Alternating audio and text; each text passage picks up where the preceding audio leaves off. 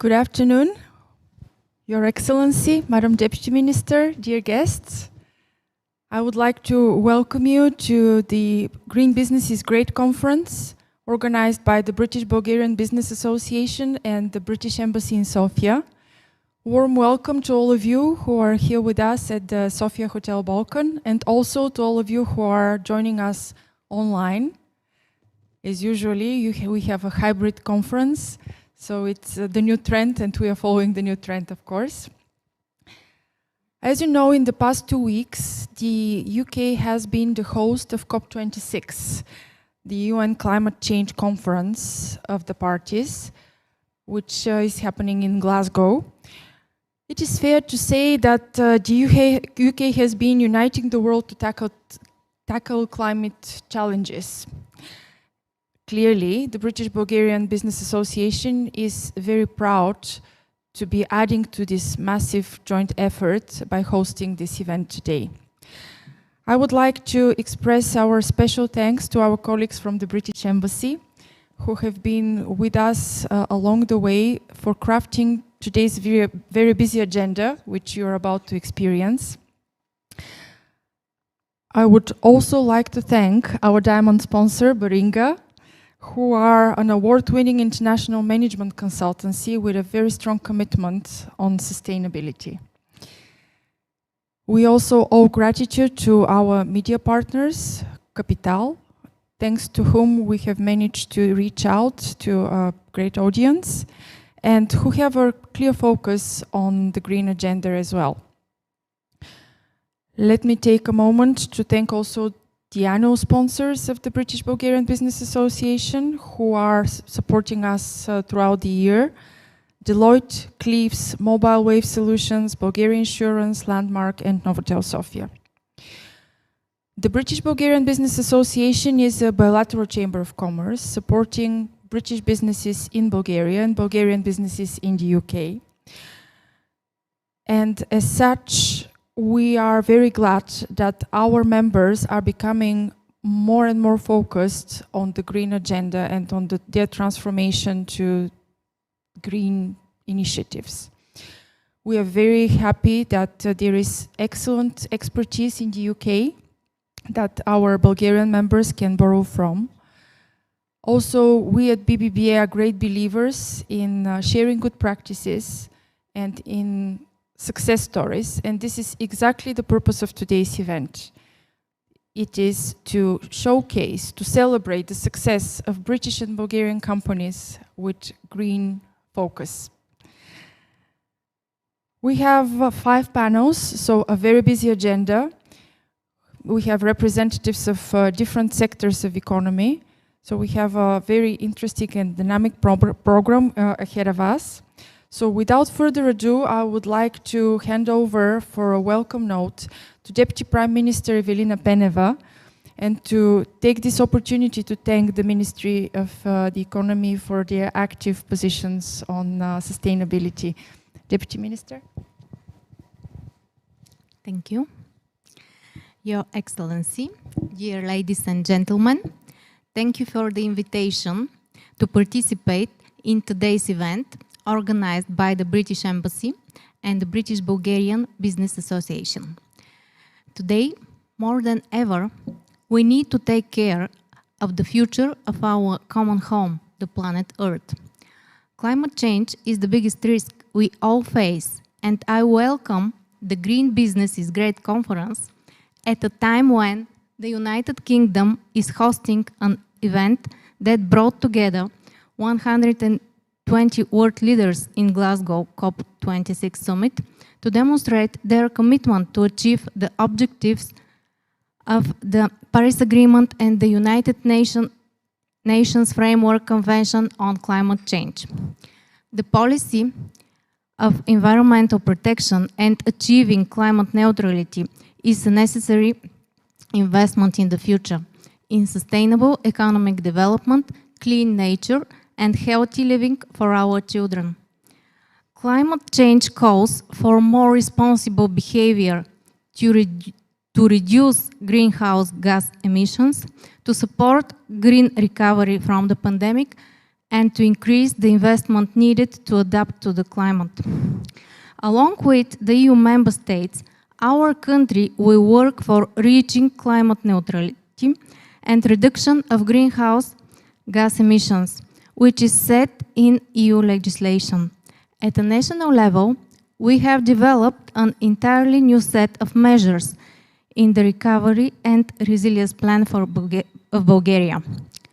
It will become a new roadmap for decarbonization of Bulgarian industry and for reaching economic growth within a sustainable and preserved environment. The efforts of our country are focused on three main goals: further accelerated development of renewable energy sources, increase of the energy efficiency of the economy, and sustainable mobility. The Ministry of Economy of the Republic of Bulgaria supports Bulgarian enterprises in their efforts not to deviate from the world's trends. Our program, Competitiveness and Innovation in Enterprises for the programming period 2021-2027, is directly aimed at achieving smart and sustainable growth of the Bulgarian economy, as well as the implementation of industrial and digital transformation. The main goal of our policy is small and medium-sized enterprises, as they are most sensitive to high environmental goals. Our mission is for SMEs to perceive the circular economy, resources efficiency, and environmental protection as an opportunity, an engine of growth, investment and innovation, and value-added capacity. We plan to support projects in energy efficiency and energy-saving enterprises, which are crucial for the energy transition to a carbon-neutral economy. The process of transition to low levels of harmful emissions requires increase of energy efficiency, increase of the renewable energy use, and improving energy management. As we promote the transition to a circular economy, we stimulate the introduction of low-carbon and waste-free technologies, the development of industrial symbiosis. We shall take actions to encourage businesses to make the best use of resources throughout their life cycle. It will be especially valuable for us to exchange experience with our British partners for the successful initiatives and products of British companies with a significant contribution to environmental protection. Our presence here today means that we realize how important it is to work together and that more credible actions are needed by all countries and by every one of us to limit the negative impact on climate. Thank you for your attention.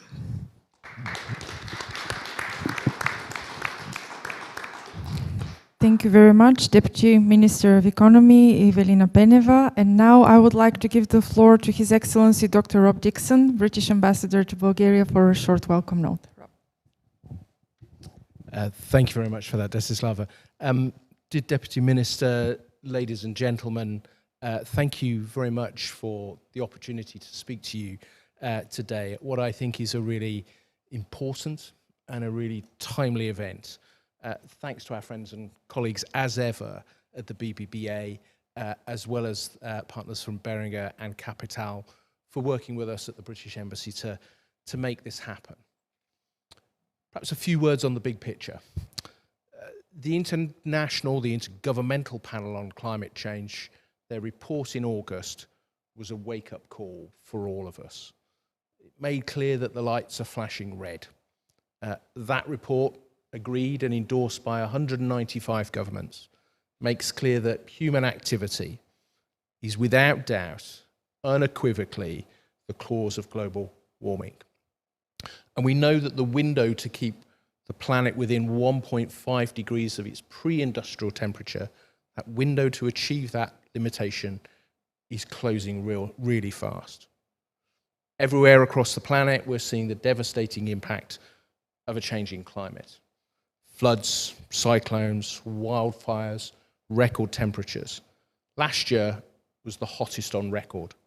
The last decade was the hottest on record.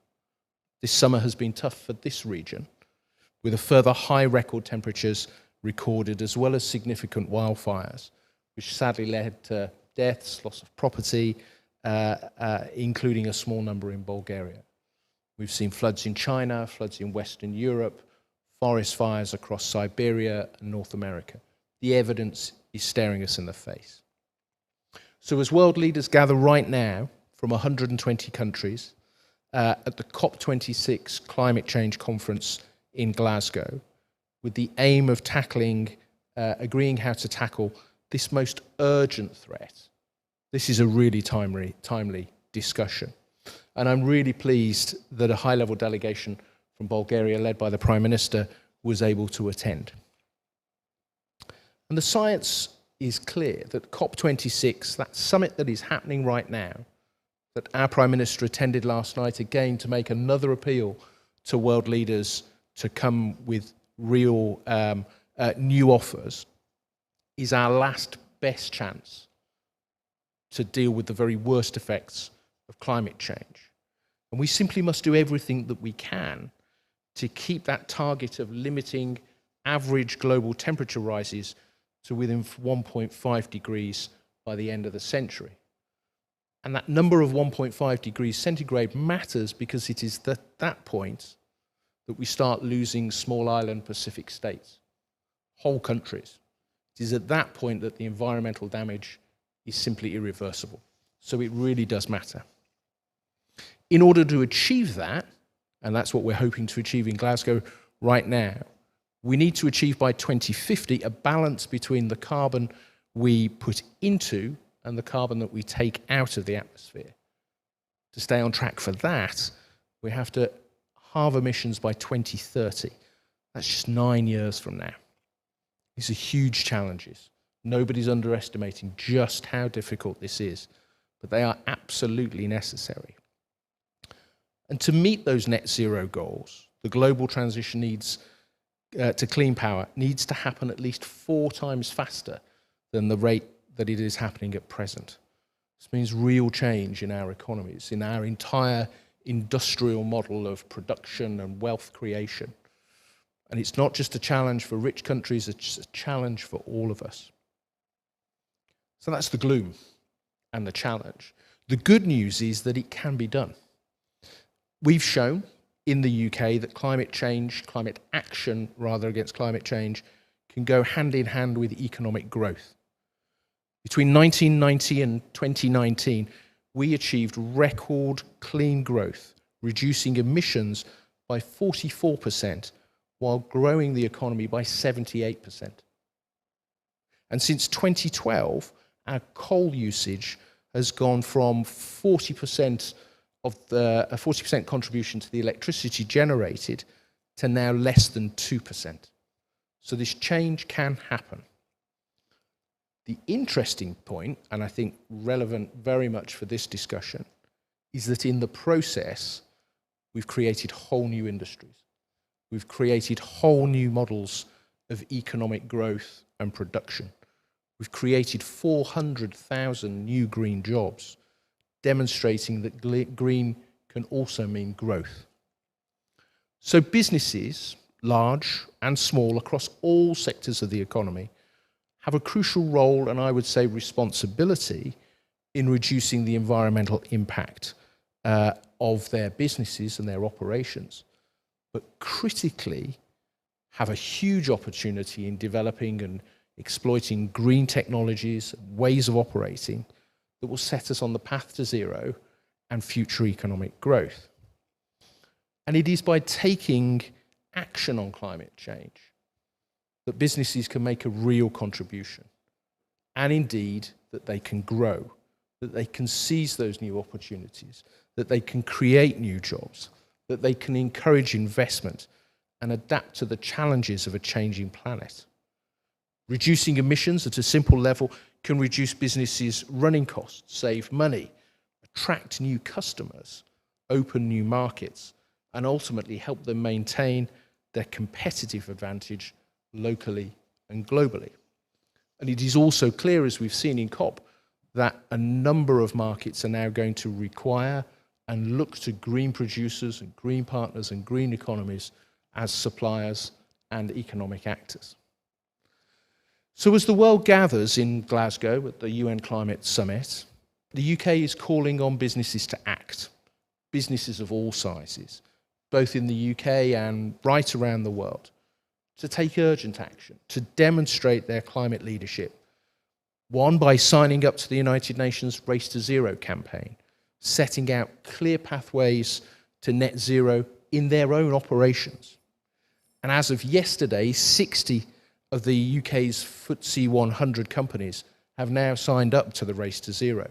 And I hope that there will be many companies operating in Bulgaria that will also consider that as well. This is the largest ever global alliance committed to achieving net zero, taking in companies, municipalities, universities, and indeed governments, all with the aim of achieving net zero by 2050 at the latest. And they're not on their own if they join the Race to Zero. They'll be backed by independent experts and organisations to ensure everybody in that race has the technical advice and ideas to help them meet those targets. The recently published UK Net Zero strategy, for our part, sets out an economic-wide plan for how British businesses and consumers will be supported in that process of transition to clean energy and green technology. And I'm really pleased to hear what the plans are from the Deputy Minister for what will happen here in Bulgaria. Our ambition is that these commitments will unlock £90 billion worth of private investment by 2030 and support the creation of another 440,000 well-paid green jobs that will replace the carbon-heavy industries of the past.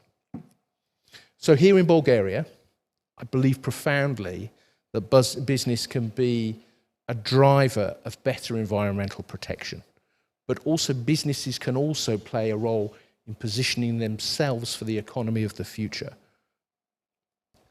And in short, I think the key message I'd like to leave you with is that green business is good business. It's good for the environment, but it's also increasingly, it's good for companies. So I really hope that today provides an excellent platform, and I'm sure it will, for companies, whether joining us online or in the room here, to outline their own green ambitions, but also to learn and to listen, to perhaps help them grasp the economic opportunities of the global green industrial revolution that's now underway. Thank you very much for the opportunity.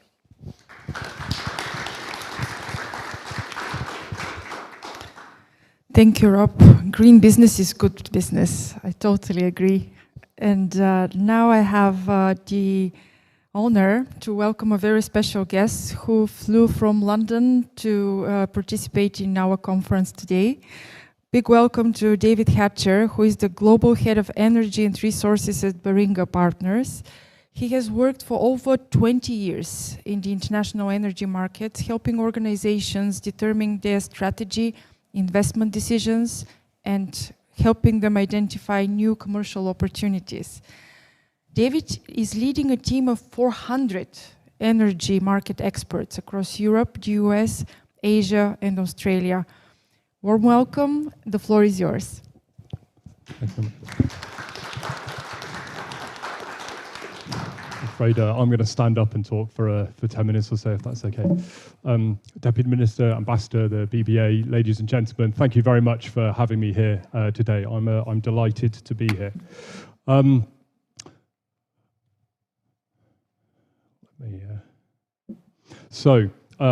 Before I go into share with you some insights that we have, I'm going to talk a little bit around COP26 and just some opinion that I have of what I've seen from that over the last kind of couple of weeks. I'm going to share with you also some observations that we have from the kind of the global work we do in terms of what we're seeing across the macro themes globally, and then we're going to bring it down towards the end towards what we're seeing from a Balkan perspective as well. Just before we do that, I'll introduce myself and the business. I'm sure you're all sitting there thinking, who are Baringa Partners? So we are about a 1,200 person organisation. We're based across New York, Houston, London, Dusseldorf, Brussels, here in Sofia, Singapore, and Australia. I'm the Global Energy and Resources Lead. That's just under around half of our business is in that space.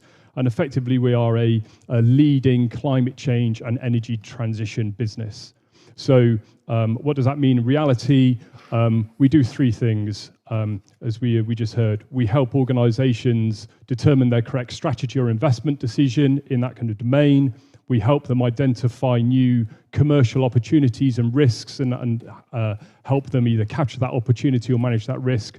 And we help them also structure and run more effective operational businesses as they all look to understand how climate change is going to impact their industry, their business, and how the energy transition can both present risks and opportunities for them. That is effectively the crux of our business. We've been in operation about 20 years, and in the UK, we've been voted the last 3 years the leading energy utilities and environmental consulting firm in the UK. We operate with about 70% of the world's infrastructure businesses, and therefore have advised on about $170 billion of investment in green technologies over the last few years. And we've also advised on over 150 gigawatts of renewable implementation globally as well. We have also spent about the last 5 years building a climate transition model. This is where we understood that financial institutions would need to assess the impact of climate change on their asset portfolios. The UK and the Bank of England have led the world in setting the standards for this, and indeed mandated that the leading 7 banks had to present to the market their view of climate transition in their portfolios. We created a model to help them do that. They went to the market to determine who would help them, and 5 of those 7 banks chose to use our model. BlackRock, the world's largest asset manager, which has $9 trillion of assets under management, also was looking to assess how they could understand the consequence of climate change on their asset portfolio. They scoured the world, and they also have chosen to use our model to do that. So we've just signed a 7-year deal with them to power their global climate analytics platform. So we're reasonably kind of well placed to have a good view across both the energy and financial markets of what's going on. So COP26, as the ambassador said, we are in day 9 with 1 day to go.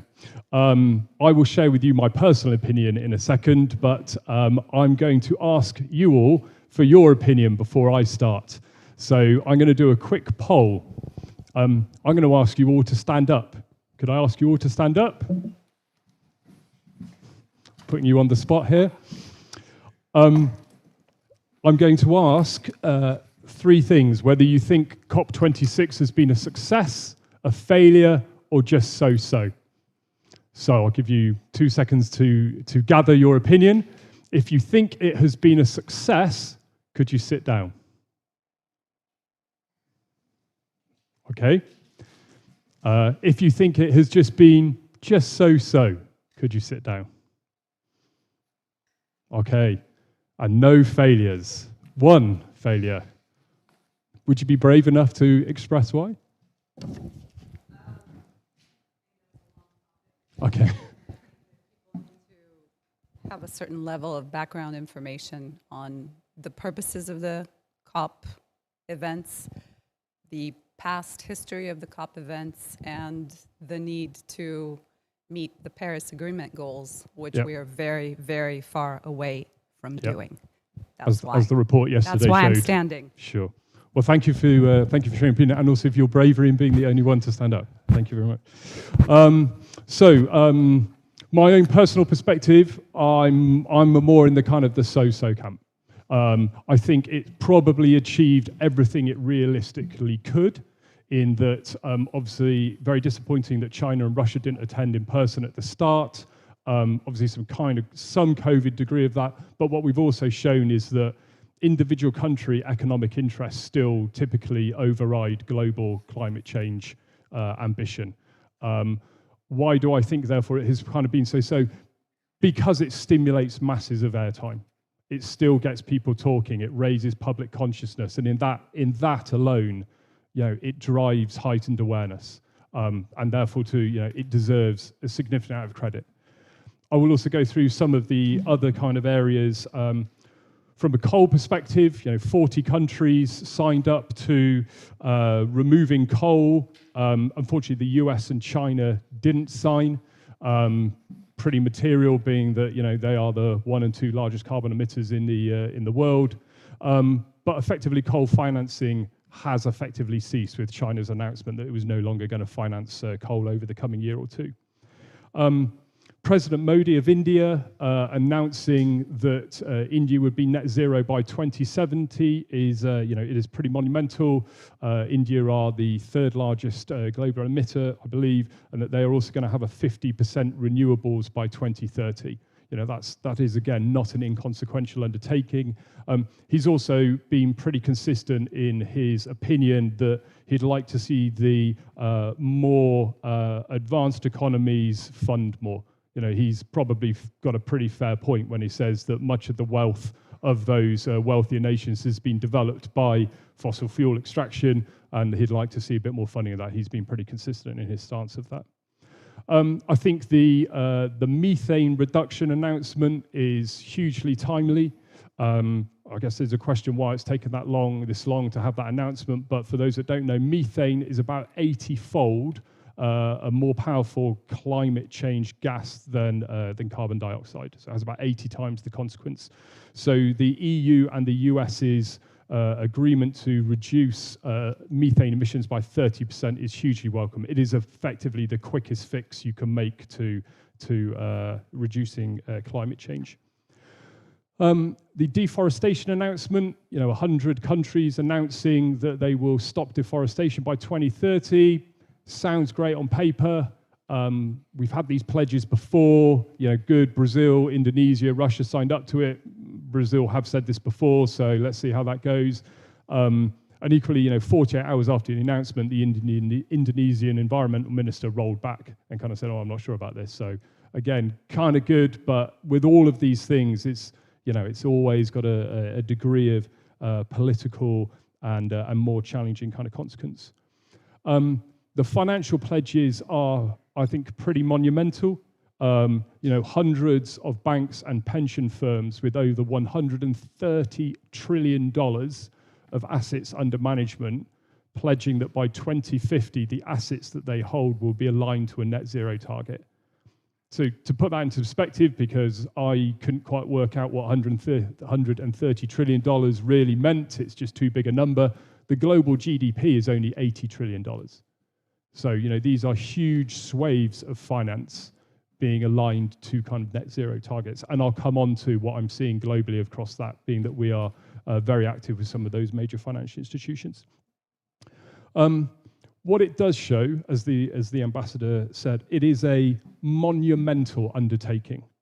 I am optimistic in the sense of it is driven, tremendous political, corporate, and social discourse, and I think that if we continue that to raise that level of discourse, we can only get better. If nothing else, for the first time ever, my kids think that finally what their dad does for a living is reasonably cool, even if they still don't think my dancing is. And with that, as we've already pointed out, and the fact that while we're all here, it is an amazing business opportunity. It is going to have a profound change on every facet of the economy, and with that drives a huge amount of business opportunity as well. So let me spend a few minutes talking you through some of the global trends we're seeing. So I hope you clearly can't read that, can you? Okay. So from a global financing perspective, we're seeing all the major financial institutions, again, led by the push from the Bank of England. The EU has followed pretty quickly with some legislation in this space as well. President Biden, the US has said he wants to do this, but with the very bipartisan political position in the US, we'll see how he is able to push that through. They are all beginning to really assess the consequence of climate change on their asset portfolios. So they're looking at the level of transition risk, the level of physical risk, and then the temperature alignment of their portfolios. Just to give you a sense of the level of detail they're working to, the leading organizations we're working with together with our model, they are able to look at individual companies at both a P&L and balance sheet perspective. They're able to then assess down to the equity, bond, and individual loan level, as well as an individual asset level. We are able to look at 80 million different physical assets. And if you want to understand what a 1 meter sea rise has and what the potential insurance consequences on your manufacturing sector will be, they can do this now. And that allows them to make better investment decisions. They're able to work out what sectors and individual companies they're going to divest from, and also what cost of capital they're going to place on those loans. So this is going to have effectively a proxy on a cost of carbon. Your cost of doing business is going to fundamentally change with this. From a corporate transition perspective, that's the one you, again, can't read in the middle in the blue. We are seeing effectively a bit of a corporate arms race. So organizations are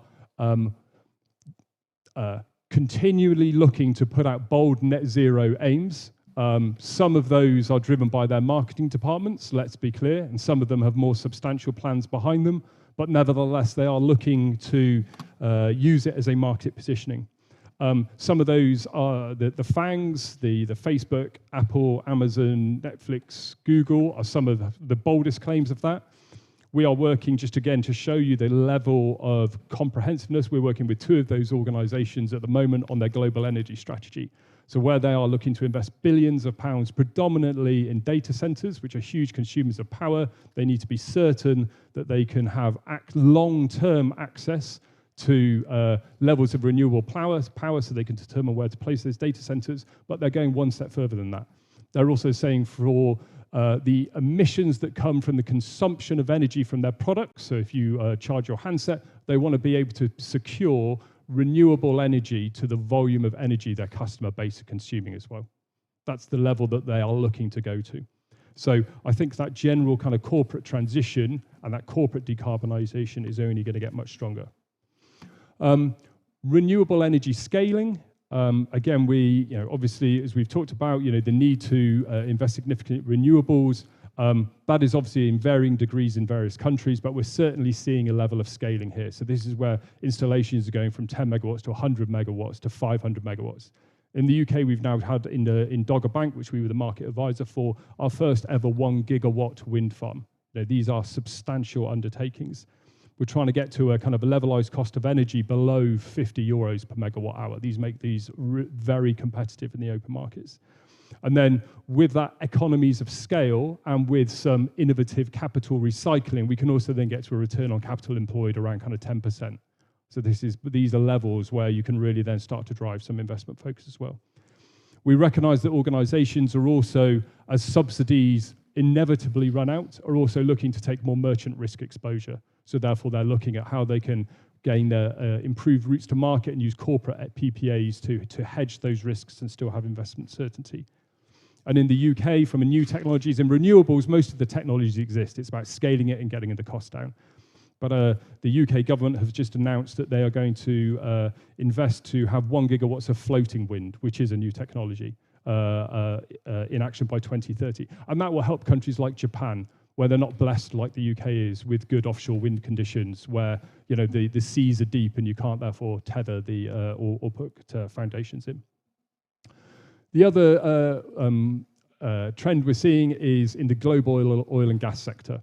So with the organizations such as Shell, BP, and Total, who have been fairly vocal in their move to green power, again, some of them more marketing plan than substance, but again, we're seeing that change. The actions of the Dutch court a few months ago to force Shell to reduce its emissions would have been unheard of 10 years ago. In the very same week, an activist investor fund forced ExxonMobil, who are one of the most reticent oil and gas companies, to change 2 of their board to be more green-friendly people. Again, these are fundamental changes. Why is this important? Because big oil has big pockets. They invest 20 billion per annum in capital. So, okay, great. Chevron announced that they're announcing 10 billion investment over 5 years. It sounds good on paper. The fact that they invest 20 billion per annum means that they could obviously do a lot more. But they have big pockets, and they're also used to deploying big money into big capital assets, which is what's needed from a renewal perspective. So we'll see lots more oil and gas organizations move in that direction. Hydrogen and CCUS are going to be pretty key. The EU is definitely leading the world charge on this with 6 gigawatts by 2024 and 40 gigawatts by 2030 of electrolyzer capacity. We're seeing organizations, frankly, at the moment, struggle with the user cases and the economics of this. There's user cases around ammonia, a fuel replacement for steel, and a feedstock into petrochemicals. The long-term role for this is really one of grid-scale storage and power transportation. Think LNG today, replace that with hydrogen. If we can get that down, green hydrogen down to below kind of $2 per kilogram, it really, you start to get to a very competitive levelized cost of energy. And we're working with some organizations in Australia at the moment, some very big commodity organizations that can lay down a huge amount of solar in some of those big Australian plains, produce green hydrogen with a view to exporting that up to the Asian markets, which are going to hoover it up. CCS similarly, lots again about scaling the tech and improving the technology. As a means, there is going to be gas in the system, whether we like it or not. The creation of blue hydrogen. Heavy industry is going to need CCUS. You are not going to get to net zero without carbon capture and storage. And again, therefore, it's about how do you deploy it more at scale, get the cost down, and then take advantage of it.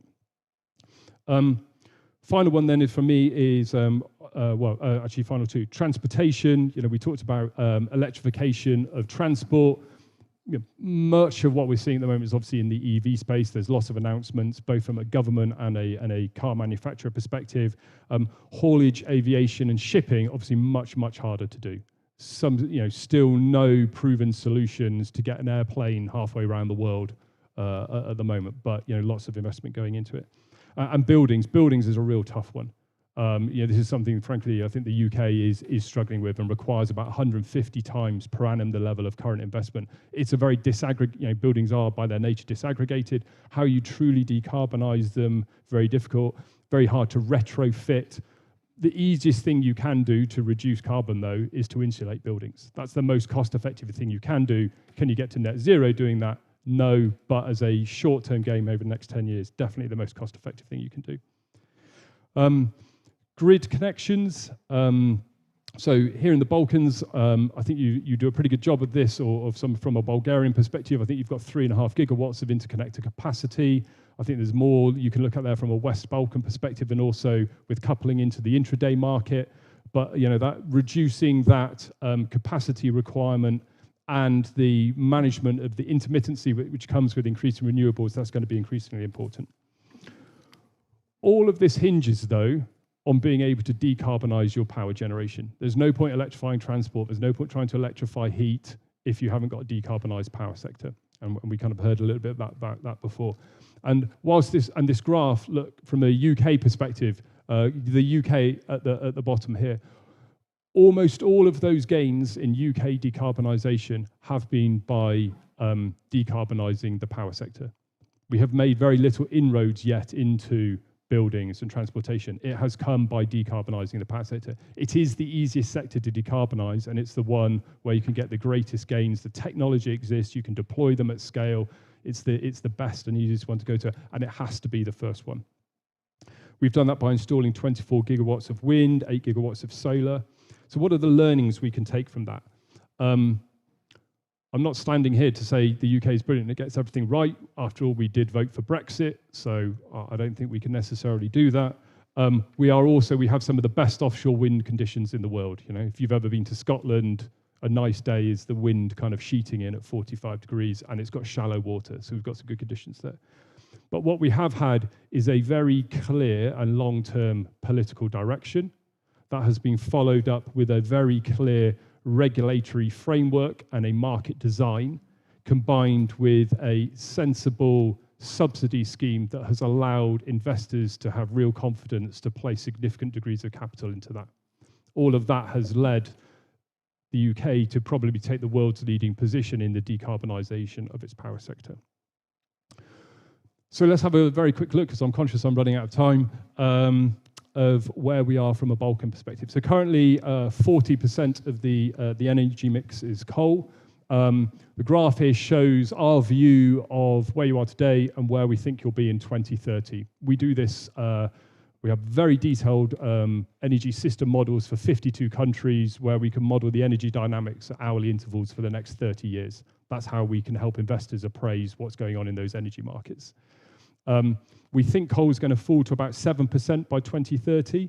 There'll be two reasons for this. The overall capacity will halve, but the load of that remaining capacity will also fall as carbon prices dictate it's not as viable to burn the coal. In order to do that, we think that the level of gas is going to double, and we think that the level of wind and solar is going to treble over the next kind of 20 or 30 years. And Alina Lilova, my colleague, will share more views on that in the panel session. In order to do that, we believe that work needs to be done looking at some of the underpinning support schemes, some of the auction frequency, the level of network access, the level of balancing prices, and the ability to have more corporate PPAs. If we can do all of that, we can be successful. As we said before, the challenge is absolutely huge, but with that challenge bears huge opportunity as well. That's it from me. Thank you for your time.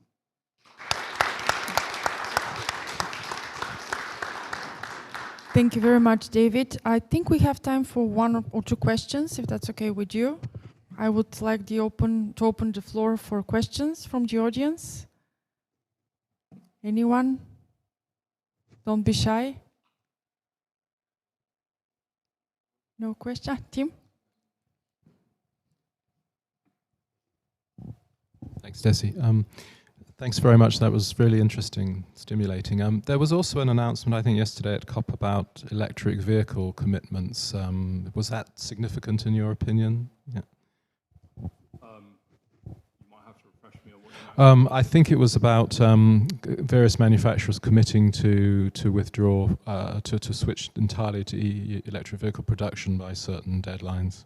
Yeah. I must admit, I've only glanced at that. From the glance I had, my understanding is also that several of the key global manufacturers also didn't sign up to it. I think for me, the greater commitment is when you see governments committing that by a certain date, 2030, 2035, you won't be able to buy anything bar an electric vehicle. That's what's really going to drive the change. If that kind of continued mandation, which we are seeing increasingly happen across a number of countries.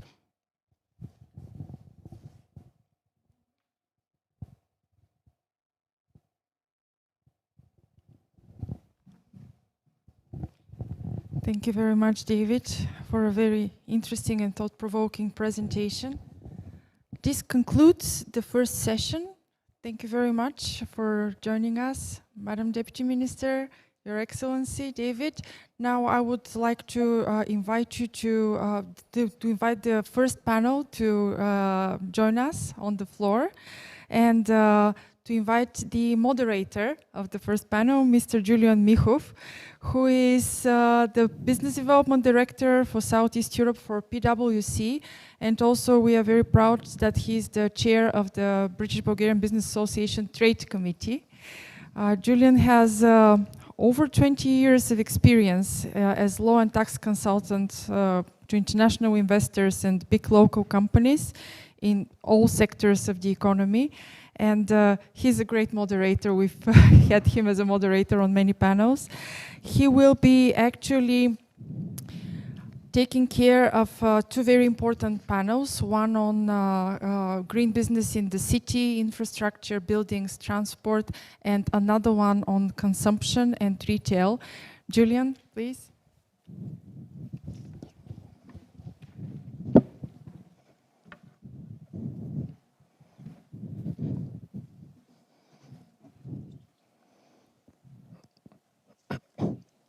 Good afternoon, everyone.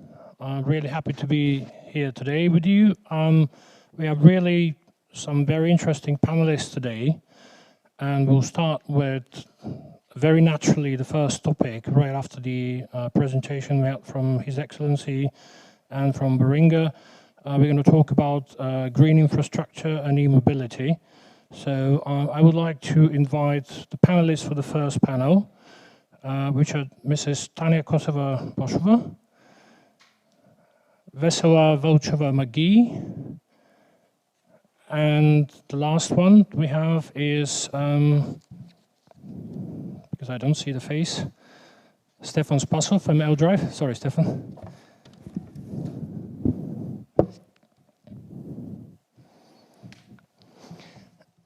I will start with only a brief presentation of the panelists first, while they're getting their micros, and then we'll have some questions which they would answer, and then we'll wrap up with questions which all of them need to answer altogether.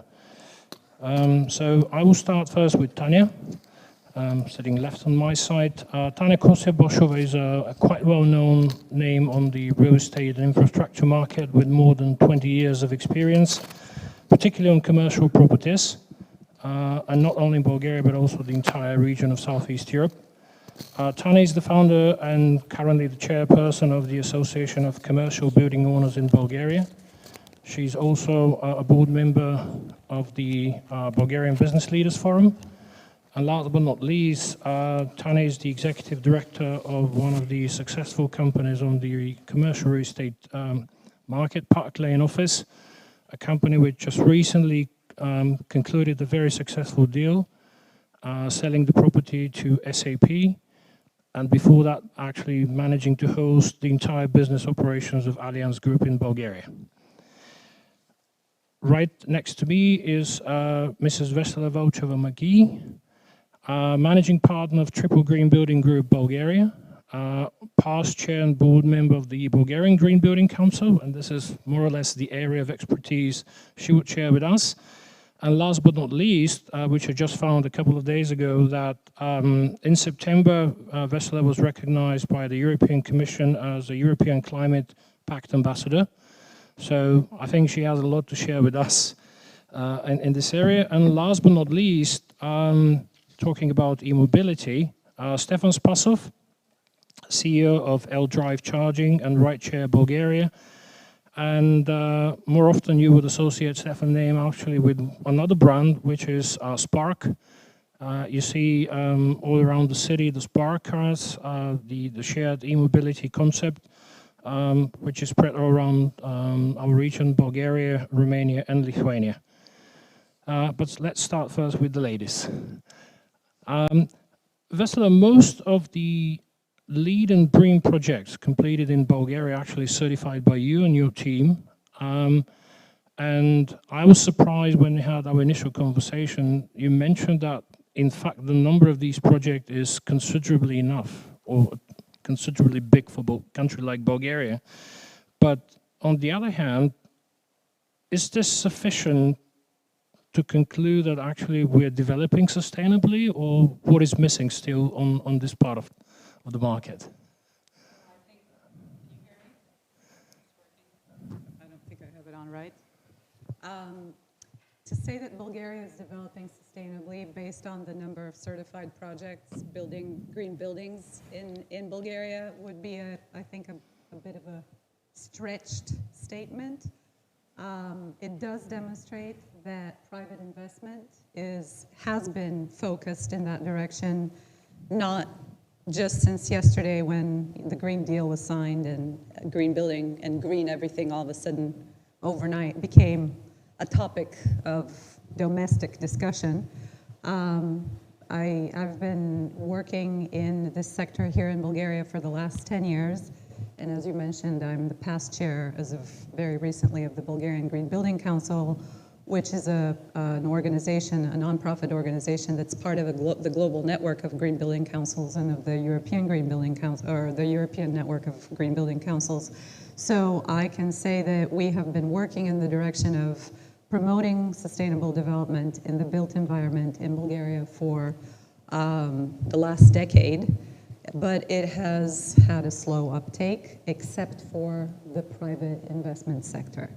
Those were the people that had the foresight and the financial interest to pay a higher upfront cost with the understanding that which way the wind is blowing, literally and non-literally. So.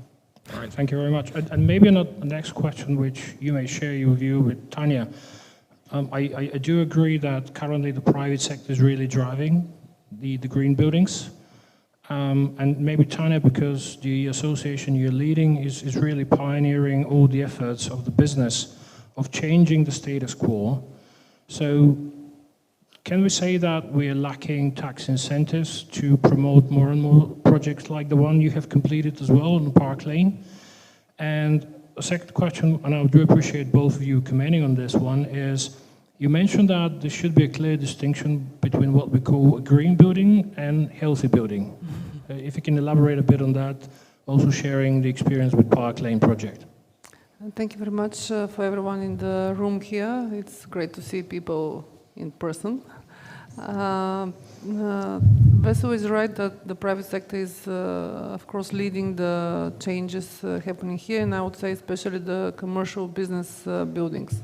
And this is natural because these are usually larger scale projects in the sector of offices.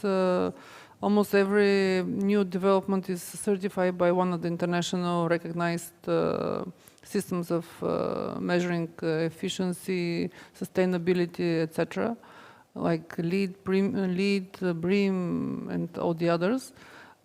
This is a requirement from the tenants, from the occupiers, so people, especially the global companies, do request that.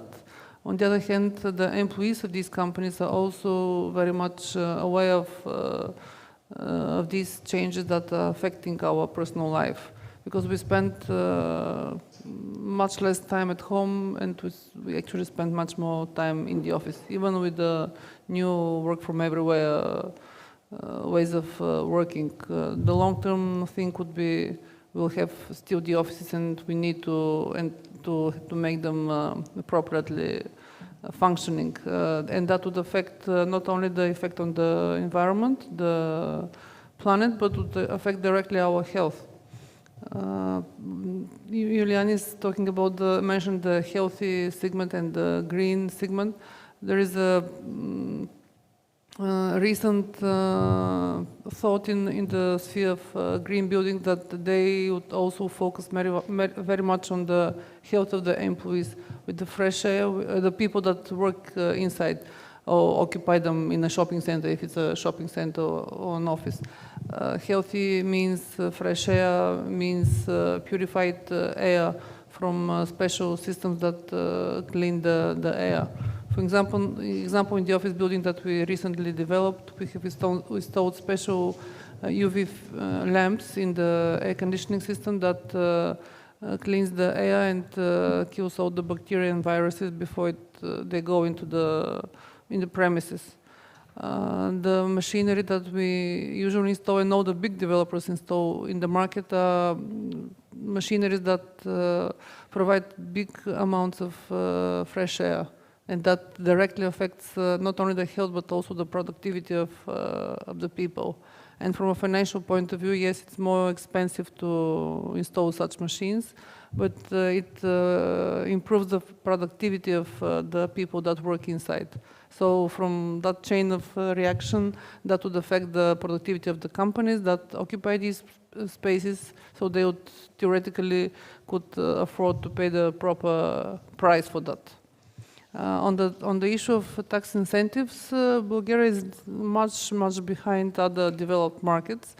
In Bulgaria, we have incentives for buildings which are old buildings, which are certified for energy efficiency. There are such tax rebates for the local taxes, but this doesn't apply for new buildings. So the big paradox is that the big developers who develop commercial centers, business buildings, office buildings, invest heavily in such equipment, and they produce green, efficient, sometimes neutral buildings. At the same time, they pay much higher taxes. There should be, and our association is now initiating a new initiative for tax tax incentives, I would say, for buildings which are certified by one of the international certifications. So to give some stimulus to the developers. Everyone is aware of that issue, and we need to encourage such companies. Yes, it's a very good idea to encourage the owners of old buildings to refurbish them and to install them to improve their efficiency, but we should also encourage the new developments to do so. Maybe Vessel, some input from you as well? Sure. Most countries, most jurisdictions have some sort of incentive recognizing the increased cost of a green building and the benefit. As the previous speakers mentioned, the building sector is the one that can have a pretty low-hanging fruit, so to speak, in terms of reducing emissions and moving the world towards those targets from the Paris Agreement. And that takes money. It takes money from the private sector. So things like expedited permits for green buildings, for projects that have committed to being certified under one of the international rating systems that are applicable in the respective market, or a national rating system if one such exists. Tax reductions certainly are financial incentives.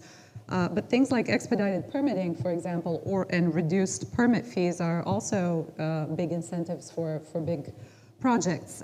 What I was going to add to this is that Tanya, I absolutely agree with her that a healthy building and a green building can be two different things. But as far as the green building and as far as the tools that, the certification tools that define what a green building is, what the intent is there is to address multiple issues in the built environment beyond just the building itself. So investors have to address infrastructure issues. They have to plant new green spaces. They have to provide charging stations. They have to consider where the energy is going to be coming from. So they're stimulating multiple other markets and aspects of the built environment beyond the scope of their actual physical construction, and making investments in things that they don't actually, they can't sell afterwards. So, you know, they're selling the asset, but they're not selling the street that they built. So I think that ties into the mobility part. So. Yeah, absolutely. Yeah. Stefan, talking about already the charging station, then inevitably we need to talk about electromobility. Can you share with us a bit, what's your impression about structuring and applying e-mobility overall in Bulgaria? Because you're one of the pioneers on this market, sure. And you've been investing both on bringing the electric mobile vehicles and at the same time developing the necessary infrastructure serving them. Well, this is probably the biggest issue here. It's we did need a lot of creativity to actually make it happen. The complete lack of incentives, even today, creates an environment where investing in this, if you look at separately, the infrastructure from the mobility part, meaning the vehicles themselves, probably makes very little sense. The investment is very substantial, it's very long-term, so you know those hard times and lack of incentives made us more creative. This is why we got specifically into the infrastructure, and we found a way of how to utilize it in the initial stages of the project, which is to the car sharing business. This was the whole idea. It happened by chance to some extent, but we were forced to do it, or otherwise it was very difficult to actually build any equity story behind such project in such environment. And how would you also summarize overall the benefits of this shared economy which your business as Spark is representing for countries like Bulgaria? Sure. Speaking about Spark, the shared economy, I mean, there's a few angles here. Of course, what we're trying to achieve is not to just, as they say, greenify the city, but at the same time, we're trying to actually ease the traffic by shared mobility, because if you look at it, one car technically can replace up to between 10 and 20 vehicles depending on usage. I mean, this is what the data shows.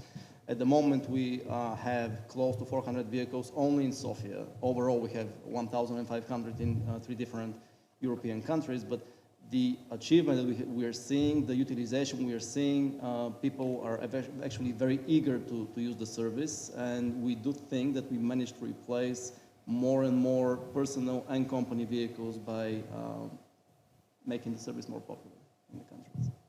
Okay, now a question to all members of the panel. Just following up the question where we had to vote on the result of COP26. How realistic any one of you believe it is to expect the net zero targets that many investors in public infrastructure said could be achieved in Bulgaria in the coming years? Which coming years? Oh, okay, that's part of the question. I mean... Because realistically, I mean, what we see, I mean, from the perspective of the company and the client's ISA, for example, there are too many ambitious targets without realistic assessment of what could be achieved, because some of the results actually do depend on the efforts of the public infrastructure, the public authorities, the companies which are in the supply chain of the respective entity. And it seems like it's a kind of a fashion trend now. Okay, I want to set targets 2040, 2050, but what it really means in reality, I think companies do not really understand.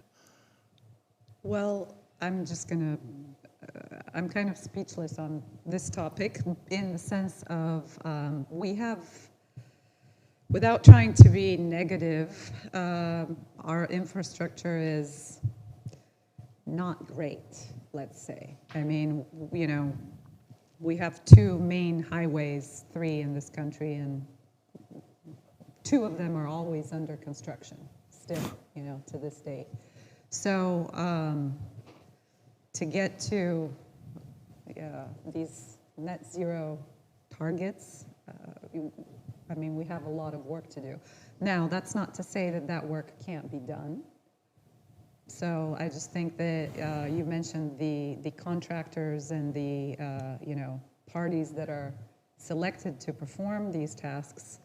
I think that needs to be done. Obviously, these are somewhat political topics, but those need to be done more carefully. There need to be new requirements for public procurement, green public procurement, some kind of required education and information on best practices before somebody is awarded to, you know, redo one of the 3 major arteries, for instance, in Bulgaria. And as far as the automobiles, I mean, you know, it's going to take some time before we transition fully to electric vehicles. And in that time, we know from, you know, the vehicle industry and the transportation industry that bad roads, so everything is connected, right? So if you don't have a smooth surface to drive on, that deteriorates vehicles more. It creates particles which contribute to poor air quality, it wastes more fuel, et cetera, et cetera, et cetera. So it's a project, it's a process. Yeah. You know, I just wanted to add to this. It's the targets are fine, and you know, some years ago, the question was speaking about, you know, even mobility in general. The question was, okay, is this the direction? I mean, is it the right way? Isn't it too early? Now this is not a question anymore. I mean, there's no turning back at this point. If it was too early, now, you know, the capital would be doubled to invest to get to the target. So that's clear. What I think is concerning is not the target itself, and we will most likely get there, is how we get there. So structuring the incentives to get to that point, this is critical. It shouldn't be at any cost, in my personal opinion. You know, subsidies are great, you know, but at some point you got to do a rug pull. So what happens then? Yeah.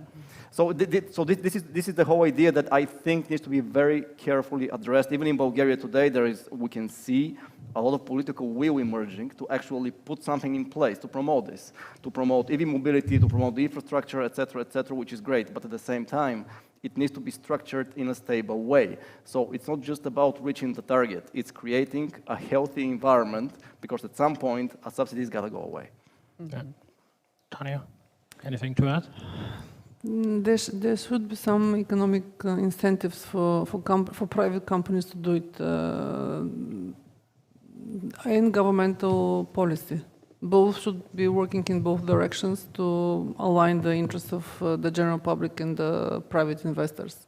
If we talk about infrastructure, when we develop office buildings, for example, we need to consider not only the location but also the access to to these buildings, and the current trend in public infrastructure in Europe especially is to provide public transport to the people that occupy these buildings in order to avoid the use of car by single persons and to provide this and to cause this big congestions and long commute times.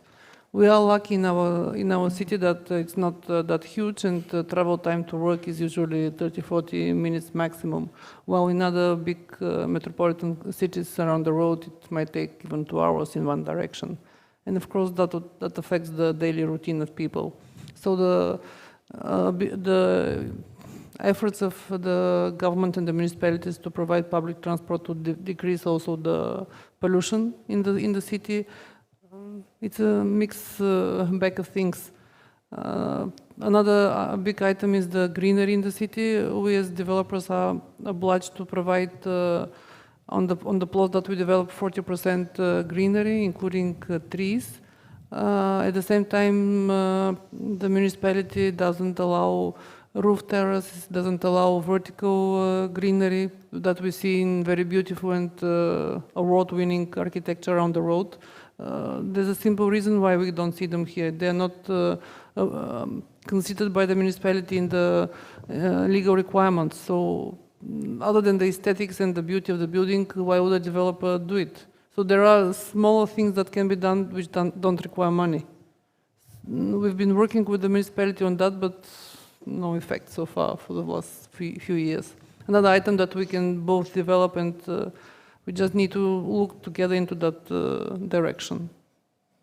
Thank you. Unfortunately, 30 minutes is really a short time, but this is all we have. I want really to thank very much all the panelists. I don't know whether probably we can have just one question from the audience. Yeah, just not to limit the possibility of interaction. So I think we have quite interesting input from the participants in this panel, but still, if anyone from the audience wants to hear anything further.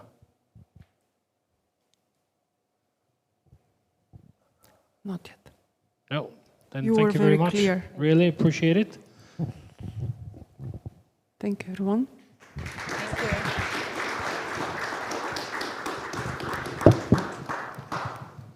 Okay, now we have, we change a bit the focus and we move to the retail and consumer goods industry, talking about consumption, and we have another quite diverse panel with representatives of these two industries. And this is the panel where we also have an international presence. I will start with brief presentation of the panel members. The international presence is secured by Helen Cox. Helen is a representative of quite an interesting and advanced company called Lush. Lush is already present on the Bulgarian market with producing quite sustainable products in the cosmetic industry. Helen herself is really very much focused on the area of sustainability and green economy, as she's the global environmental reporting lead for Lush, which is, I would say, quite a position which we are not aware of in Bulgaria. Secondly, we have, and unfortunately, three of our panelists will join us virtually today. The second one is Mrs. Vestelina Lachova, who is the Cluster Sales, Marketing and Innovations Manager in the packaging division of D. Smith, Bulgaria, who has quite long career in this industry, more than 18 years in corrugated packaging. So she would share with us some of the best examples that D.C. Smith have applied in their practice of renewable sources. One of the famous names that you will see on the panel, Mrs. Eva Vuchova, luckily the one who was brave enough to join me, however. You probably all remember Eva from the time when she was leading one of the top online retailers in the fashion industry. but now they're called Fashion Days. It's still available, but now it belongs to another group of companies. At that time, Eva was taking care of it. Currently, Eva has taken up another challenge, quite an interesting and quite challenging endeavor. She's the founder and CEO of Impact ID, a completely new concept in the fashion retail industry. But I will give the floor for her to share details about that. And last but not least, we have Veneta Petkova, representing the famous British brand, The Body Shop in Bulgaria, who would also join us virtually today. And she would share some of the best practices in terms of what it means and how sustainability is secured and guaranteed for a consumer brand like The Body Shop. So let me first give the floor to our guest from the UK, Helen. Helen, can you share us a bit some of the practices which currently Lush is putting through on the market?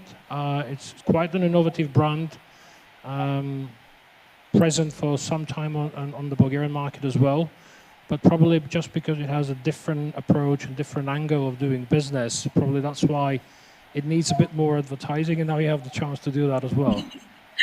Brilliant. Thank you for the opportunity. Hi, everyone. Sorry I can't join you, but it wouldn't be very sustainable of me to get on a plane to Bulgaria, so you'll have to put up with me on a screen instead. So you might know Lush as the colourful bath bomb company.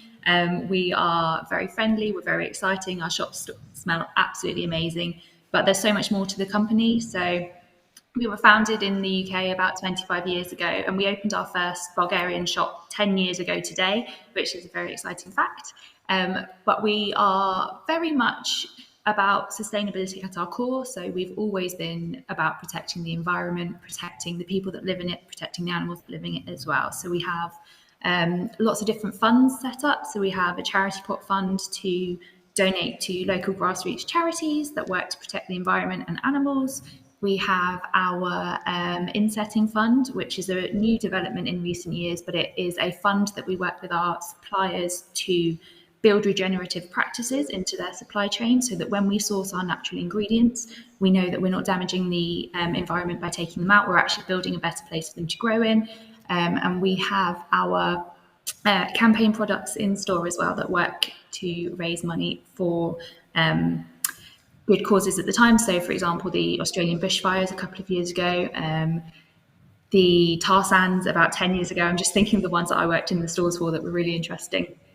Lush is famous for its black pots. So all of our products that aren't completely unpackaged actually come to you in black pots that are made from completely recycled materials. And you can bring your pots back to us in our recycling scheme to actually get a free fresh face mask as well for every 5 that you hand in.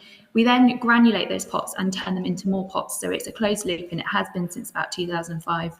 And I think about 65% of our all year round range is completely unpackaged. So we've never gone near single use. Everything is recyclable, and our products are just fun and lovely. So if you haven't had a chance to try them, please do, because it'll be an experience, I promise. And just one short extra question. Just because the title that you have is really something brand new for the market in Bulgaria, if you can just explain why Lush is having actually a global environmental reporting expert like you? So the world is changing. You know, people want to know more about the impact that all of the things that they are doing are having on the world. It does also mean that legislation is changing as well.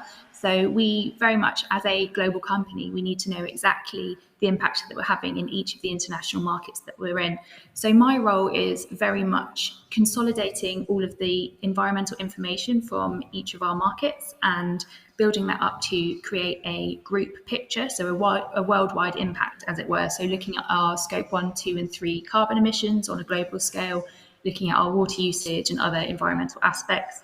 My role also means working with the markets to build that reporting network. So information that they wouldn't necessarily have considered as part of their day-to-day life, looking at how we can build that into the reporting mechanisms, how we can make more sustainable changes to actually reduce our CO2 usage, become more circular. So it's kind of a reporting and building as we go role. But it's really interesting, and it means I get to talk to lots of people across the world. All right, thank you, Helen. Just staying in the cosmetics world, my next question is to Vanetta. The Body Shop has been quite popular, not only in England, but also around Europe, with quite substantial sustainability commitments that the brand undertook several years ago, with basically having a kind of a slogan that the social and environmental dimensions are woven into the fabric of the company itself. So if you can share a bit how this is implemented on the Bulgarian market and how you run such a sustainable policy in a market which is still developing and really understanding how important sustainability is. Thank you. Hello, everybody. I'm happy to be part of business. Green Business is Great.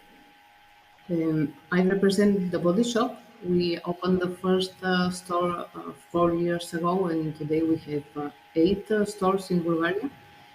We are really happy to present, as you said, this popular and fantastic brand. We work with them.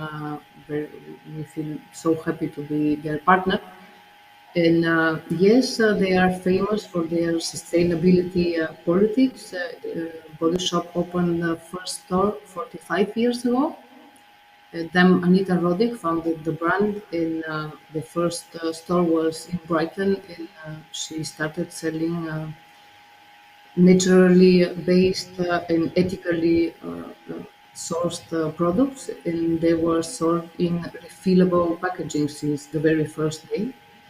What we do now, since last year, in all the Body Shop stores, we are going back to refillable packaging. It means that when you buy your favorite product the first time, you buy the packaging, and then when it's finished, you come to the store, and we just fill your packaging, so we have less plastic waste. We have other different programs. Another one is called Return, Recycle, Repeat. We work with the global pioneer Terracor. We have containers in almost every shop around the world, and clients, they can come to the shop and put their used packaging. In cooperation with Terracor, they are all recycled or repurposed. Another program would be we have in a cooperation with a local company in India. We work in the program Plastic for Change. What we do is we buy a big amount of waste plastic. We process this. We transport to the Body Shop transport to Europe, and according to all requirements for the way to process this plastic, we use it in our plastic packaging. So plastic, if it is reasonably used, it is sustainable. So we are aiming to have 100% recycled plastic in our packaging. And in Bulgaria, as we just represent the Body Shop, we are having all these campaigns in the store. All right, thank you very much. And Svetlana, now to you, because obviously you need to package the nice cosmetic products, and not only cosmetics, but anything, you need to get it packaged. And I would recall that from our childhood, recycling paper was the most often exercise that we were involved into. But obviously this is not all that D.A. Smith is involved in. And what I really enjoyed is reading your circular design principle concept. And therefore, can I ask you just to explain a bit to the audience about these principles? Surely, really few words about D.A. Smith, that we are different, as we see an opportunity for packaging to play a really significant role for transformation to circular economy. And the packaging designs that we create today, they influence our future and the future of the next generations. And the principles, yes, they are for packaging designs that we give on alternatives to change consumer and business mindset. And they are created 2020 together with Alan MacArthur Foundation. And 1 year later, 700 designers are already trained to apply them. It's not only about the principles. We have also circular design metrics in order to measure this premiumization, recyclability, recycled content, material utilization, planet safety, renewable resources, carbon footprint reuse. Just to give you flavor of two of them, supply chain is really crucial, and only with full supply chain knowledge we could design optimal solution. And we do ask a lot of questions our customers because this is key to design the best packaging from the beginning when the customer launch a new product. Regarding recyclable indicator, we ask questions: how recyclable is your packaging? Does it include some plastic elements, or it is designed purely on corrugated board, which means 100% recyclability? And so far, for the last 1.5 years, we have replaced 1.8 million plastic pieces from bubble wrap, which is equivalent to 162 trucks altogether replaced. And we have much more indicators included into the metrics, taking care of the planet safe, material utilization, but it is totally different approach. You mentioned my long experience, more than 18 years in this industry, and it's really a game changer and driving business and consumer and meeting customer expectations into this direction. All right, thank you. That really sounds interesting. And now moving to another aspect of sustainability. Well, more than 2 years ago, Eva and I, we met in the office of PwC because she came to present to us the idea that actually the fashion industry can be sustainable. Yeah. And she said, we're launching a new brand where the suppliers should evidence to us that their products are sustainable. And now 2 years later, I see that you have a new product, which is actually a solution which is really measuring the carbon footprint in the fashion industry. Yeah. And I would say this is a challenge. It is a challenge. I think that's from the product we presented to you 2 years ago. It's actually a big learning came out of that, and it was that we really learned firsthand that the supply chain, I think in most industries, but in the fashion industry is probably one of the most untransparent. So even if you look at a small producer, supplier, or if you look at some of the big brands out there, 99.9% of them are not aware of the full extent of their supply chain. And in fact, it's so untransparent that nobody dares to address the issue, right? Because it seems almost unsolvable. And so we started looking for brands that can prove that they're sustainable. It turned out to be harder than we thought it's going to be. And another thing happened as well in the European Union with the regulations coming in. There will be new taxes and regulations for textiles by 2025. They will implicate all European countries. And so we thought, how about we approach this issue in a very simplistic way and attempt to reverse engineer it so that we may not be calculating carbon footprint with accuracy of 100%. We calculated with an accuracy of 65–70%, but it's a start, right? It's either knowing or not knowing what you're working with. And I think it's very important for the textile manufacturers and for fashion brands to know where they are. And we see that we see a very positive feedback from the market, because these companies, they need to start somewhere and they need to know how they're calculating, how they're measuring their processes. And another very interesting thing that is happening currently, there's a big wave of resale or secondhand where we think, it's a great market, people are going for it, and that's why it's growing. A very big portion of the reason why it's growing, it's not so much that the customers have such a huge interest in it, but it's also because businesses have very big interest in reselling items, because reselling items means that they will have to pay lower taxes after 2025. And it's, I think it's very crucial to talk about these things, because it's not, we can dress it or greenwash it as much as we want, but in fact, it's the business driver behind secondhand to a very big extent is regulations. And even more, making regulations even more important from that regard. Yeah. And that very naturally leads to a question that I have to all the panelists.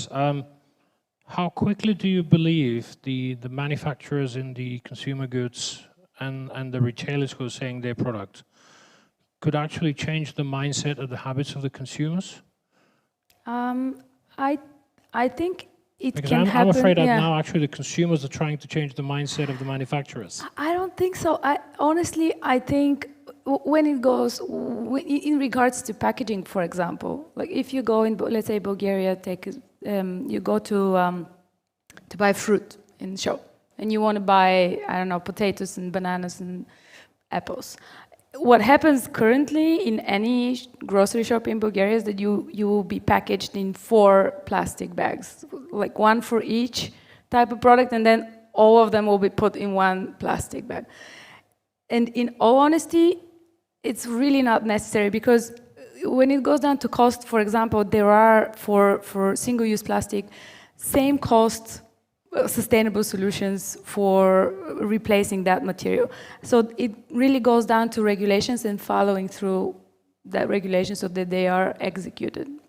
Not by, again, greenwashing and saying this bag is an eco bag, but by using disposable, biodegradable materials that are out there, and they are at the same cost. And anyway, this cost is pushed down to end consumers, anyhow. How about the representatives of the manufacturers, Body Shop and Lush?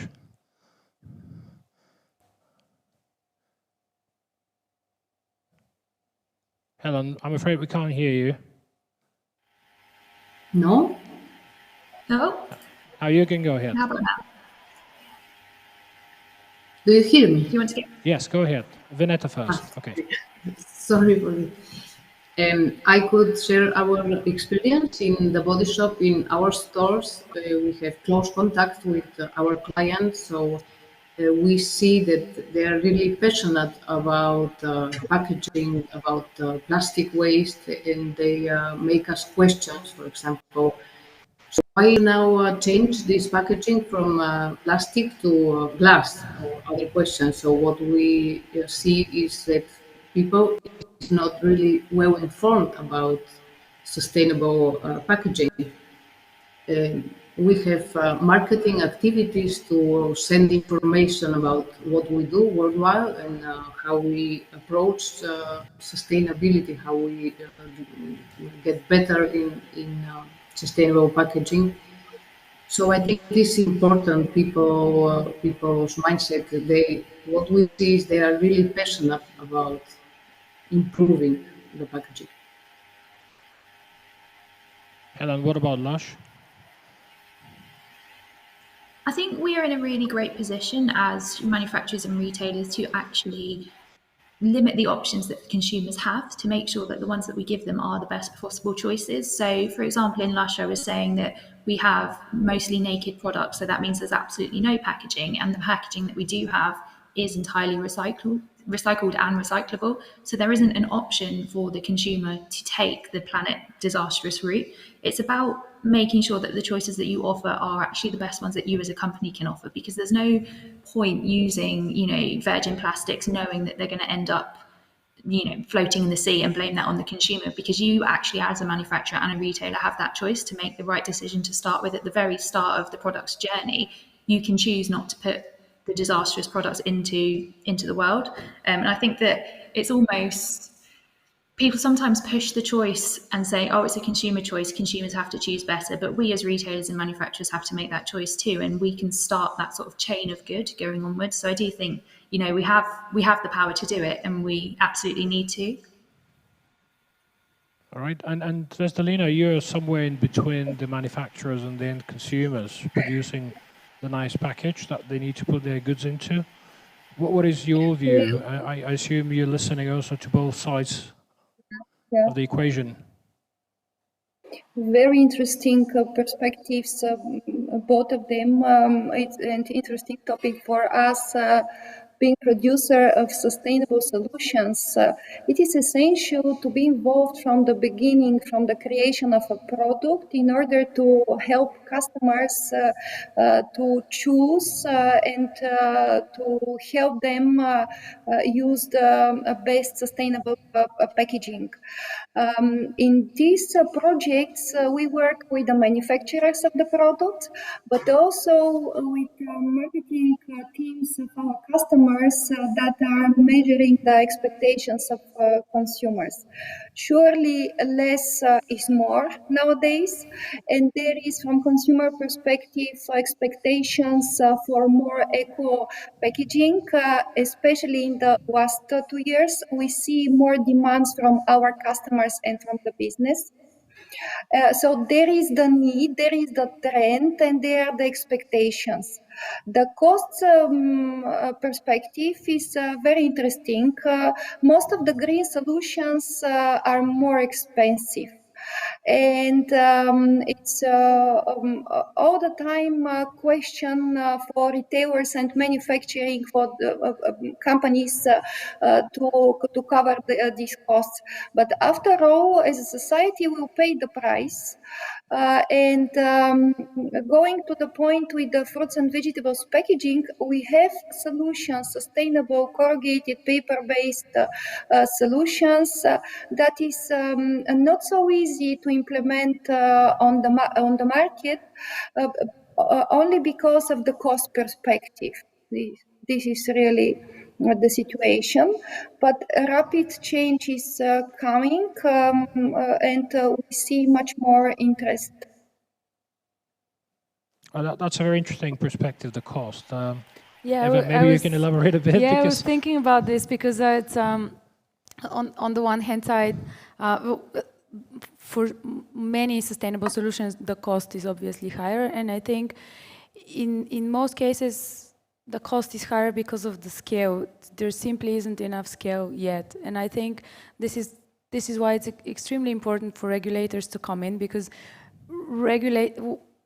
we know that certain types of plastics, as Helen said, they should not exist. So we need to stop producing them and putting them to the market, because we need to find a different solution. And once we free up the space from single-use plastic and we move to, better solutions, the cost of those better solutions will also drop because the scale will increase. It's just, and that's why I think, on the one hand side, regulators are key here. We definitely need to mind the cost, and the cost also has another perspective, because most manufacturers are putting the cost on to the end consumer, right? So we need to be very mindful and careful about driving this wedge between wealthy and unwealthy consumers, because it's already big enough across the world, and we need to be very mindful about not splitting consumers into these two halves, right? If we want to improve the living conditions on this planet and preserve this planet, it needs to be for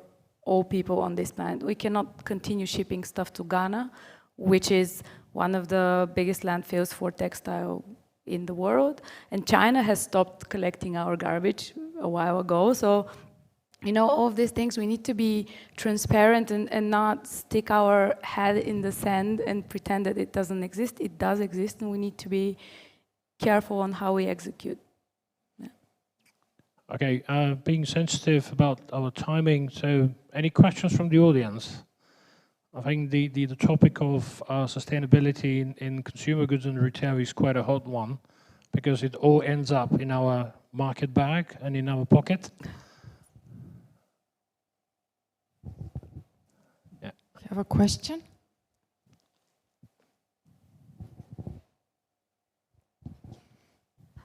So hello, yeah, you can hear me. So my question is basically, okay, as a consumer, I have the choice. I go to the shop like I don't get products in plastic, I shop secondhand, whatever, but this is my personal choice. How can we, so you spoke about regulators and just improving regulations around it. How I as a person and with like a community around me, how can we help bring that forward? Apart from our personal actions. And like, who should lead the charge, basically? Like companies, how do we get the regulations to exist? That's my question. Should I? Yeah, okay. I think for me, I want to share my personal journey in this because I started, on one hand side, I was on the retailer side where my job was to sell a lot of goods to a lot of people, not necessarily goods that they need. Right, I would be selling a lot of fashion products. And so I come from this perspective where at some point of time during doing this work of mine, I realized that we might have a problem because we had a lot of unsold goods and I know exactly where they go, right? Because I had to find a way to get rid of them one way or another. And so for me, my personal journey was that I went in a completely different direction where I said, okay, I don't want to buy all the latest things and I don't need so much clothing in my wardrobe, which was, I think the female part of the audience will understand. But at some point I said, okay, I'm going to be a minimalist. I'm not going to buy a lot of things. I'm going to be very mindful about what I buy. And then maybe I went a little bit off board on this side as well. I think ultimately what I've come to learn over the past couple of years is that what really would make a difference is for us to be mindful about what we buy, sure, but we cannot carry the burden of this neither, right? Because the majority of pollution currently is generated by very few players on the market. And what we need to be as people is we need to be activists and demand from our governments, from our regulators, demand the change. Because if you go to supermarket and you have no choice but buying a lot of products that are packaged in a lot of single-use plastic, you really don't have a choice. This is what you have and you buy that. That's it. And you can be very mindful about it. You can decide not to buy anything from any big supermarket, but that's just not, it's not a solution that is sustainable and can go forward. We need to be, I feel, activists and just be very active in our social stand and demand from governments and from companies to do better. I'm really curious to hear the view of the representatives of the cosmetic industry because I can share with you my 11-year-old daughter. She has bought both from the Body Shop and from Lush. And if you ask me whether she used any one of them, I don't think so. But she was very happy to buy the products because they smelled well. So a bit of an input from the cosmetics industry.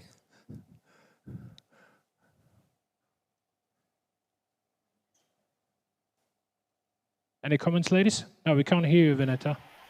No? Yeah, go ahead. Yes, now yes. It looks like it's not working properly. It is interesting question that makes us separate what does the business and what does the client itself. I think the main key for the client is to be better informed. And yes, of course, to be activist, if not on global level, at least in his society, to speak about it and to be active. It is easy to decide, well, I'm not buying from this brand because they're not sustainable, they don't have such policies. I will buy only from the brand I know that they are sustainable. For example, we have cruelty-free program. We have never been testing on animals, so we have a lot of clients that come to us and they say, we like you, we like your activist campaigns, and that's why we want to buy from you. We don't go to the other brand. And having the point of view of the companies, I would like to quote Anita Roddick saying that business should be force for good. It is good that we make business, it is good that we make profit, and the more profit we have, and the more successful is our business, the more influence we could have on the society, on the economy, on the environment. So we should be using this business to for yes, for good. Okay, thank you. Helen, any final comments from your end? Yeah, I think it's a really interesting one to compare the cosmetics industry to the fashion industry, because if you do cosmetics right, a person will use up all of your product. They'll have put it onto their face or they're onto their body, and there won't be anything left apart from that packaging. Whereas in the fashion industry, you know, a t-shirt doesn't disappear, it just stays there and it sits in your wardrobe. The thing that the cosmetics industry really needs to cut down on is the amount of packaging, and that's where things like innovations like naked products come into play, because if you use a solid moisturizer on your face, that's completely gone. So linking that back to consumers can choose where they shop and use their power that way. But absolutely, going back to what we've already said, it's about being a personal activist, because if you take it onto yourself to be constantly thinking about the choices that you make and worrying about your impact on the planet, you're going to have a whole lot of eco anxiety, and actually it will probably stress you out a lot more. Whereas the way to get involved is to really, you know, write to your governments, write to the companies that you shop from demanding change, sign petitions, join local groups, and really, you know, join together to create a force for action. It is very much becoming an individual activist and putting pressure on those in power, because as has already been said, it's a tiny percentage of companies are actually massively responsible for most of the emissions in the world. So it's putting pressure on those big corporations, on the big governments, and, you know, saying we want change, we as consumers are demanding it, and yeah, voting the way that would make change, signing petitions, buying the right sort of products. It all sort of comes into one. But I think, you know, cosmetics have a packaging problem, and that's kind of the thing that they need to focus on. But there's so many other things out there that need to change as well, and consumers can help drive that by putting pressure on those in power. Okay, thank you. Svedalina, any to wrap up and package this panel? Surely consumers should be more demanding and no toleration with their not meeting expectations from business organizations, manufacturers, retailers. But after all, it's all about measurement of sustainability of every product, packaging, and also the expectations and about the change and the request for higher speed really, and rely on professional solutions and share success stories and information between each other. Thank you very much. Ladies, thank you really for your input. I think that was very interesting. Unfortunately, we're running out of time, so I need to stop it here. Really thank you for the contribution, and I hope the audience have enjoyed it. Thank you. Thank you. I would also like to thank Julian and all the panelists for a very interesting discussion. And I would like to invite you for a short coffee break outside. For those of you who are joining us online, we'll be back at 4:10, so stay tuned. We have 3 more very interesting panels on energy, green financing, and Race to Zero. Looking forward to seeing you again in about 20 minutes. Thank you. Благодаря.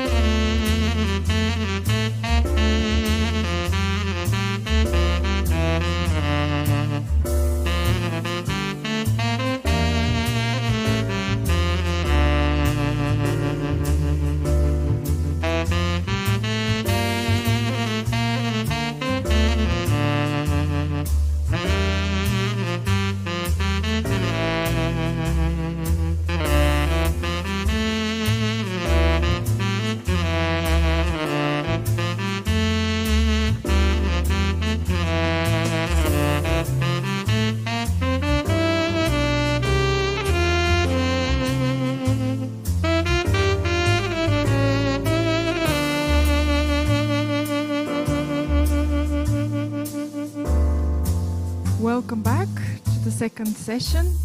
I am glad to welcome the energy panel. The moderator for this panel will be Kostadin Sivleshto, who is the office managing partner of CMS Sofia and head of energy projects and construction Central Eastern Europe and for Bulgaria, where he also coordinates the real estate team in the office. Kostadin his particular area of expertise is in conventional power, renewables, electricity, nuclear, oil and gas infrastructure. So you're in good hands. Kostadin. So thank you for the organizers to have us. Now we are starting the most important panel, which is energy panel, and welcoming on stage and indeed online some of our participants. So without any further ado, let me introduce Stoyan Glasgow, Solar Pro. Solar Pro does not need much of an introduction, but Stoyan is in charge for their corporate development, and he manages the expansion of the company. Next is Elena Laura, and as we were joking during the break, this looks pretty much as the Ringa Lounge in Bulgaria, and I'm so happy to see the Ringa in Bulgaria. So Elena is a part of the team, and she has 12 years of experience in the energy sector already. Beringa, as we all know, is an award-winning management consultancy that is specializing in the energy sector and the advisory. And I hope that we have online, Douglas Blackwell. I don't think we can see him, but hopefully he will join us. I was told that he was already on the waiting list with us. Oh, yeah. Yeah, so Douglas, we can see you now. Welcome online. And Douglas has 35 years of experience in the renewables, and he will talk to us on some specific issues which are extremely interesting for Bulgaria, which is on-site renewables and how these are integrated into unique solutions. So let us start with solar probably first. And we did not rehearse much of this, but we will kick with a question related to the biggest challenges that the Bulgarian energy sector is facing right now, which are the transition from being predominantly lignite-based energy into our target being more or less renewable, so carbon neutral. And Solar Pro has been through big expansion. We have seen you entering many markets. We have seen the UK electricity reform happening successfully in the UK. So how do you see our way forward? Yeah, well, thanks for passing me this question. I remember we were speaking a few days back that, you know, in Bulgaria now has a very huge investment interest in renewables. Basically, we were talking about some 10 gigawatts, which at one point, yeah, sounds scary, but 10 gigawatts of solar, maybe yes. 10 gigawatts of renewables, which is solar plus wind, not so. But if you add storage system, then it's a matter of utilizing the grid. But basically, right now, the hottest topic in Bulgarian energy transition is the transition of coal mines to renewables. We have done these projects 10 years ago, and I believe now it's a different story. Due to the fact that back days it was only our investment interest to do it. Now there is another stakeholder, and this is the state. And since the state is the stakeholder, we identify as a company three major points that need to be emphasized due to the fact that these projects are very specific from the standard project in the renewables. Basically, our, let's say, three suggestions based on our experience in the regions that we have currently such projects in Bulgaria and North Macedonia is that first is that you need to have a public-private partnership for the grid connection. I mean, if you leave the part of the grid connection to the investors, there will be a lot of low investment interest. So it needs to be done with the partnership with the local DSO regarding the grid connection, the equipment, and the procedures. The second part, it's a little bit connected to the first part. You need some modern policy on the Spatial Planning Act. meaning that the procedure from transformation of land usage of coal mines to green energy should be somehow shortened, not standardized, which takes a lot of investments and years. If you shorten the procedure, then you're going to spare some expenses, and then these expenses can be used on the first point, which is the grid connection equipment, because it's expensive. We all know that. And the third one, which is, I believe, more related to the people, is that, of course, you need to have very good, strong retraining programs for the coal mine workers. And this is more like society subject, you know. At the end, technology and grid connection and everything comes down, and at the bottom stays the society and what are going to do with the coal mine workers. Of course, our industry, everybody knows that we have a shortage of construction workers. But on the other hand, these programs that the state is planning to drop for retraining of coal mine workers maybe should be done like in some similar way to how in the UK are trained the professional in different industries, meaning that companies like Solar Pro, who has investment interest, should participate in these programs with specific job description, on-site trainings, and the other part to leave to the government where they want to keep as internal trainings. In this way, we are sure that this requalification won't happen only on paper, but actually will work, and of course companies like us will be glad to, after these retraining programs, to hire these workers. And how do you see the implementation of those three suggestions, having in mind that we are heading to third elections, I guess?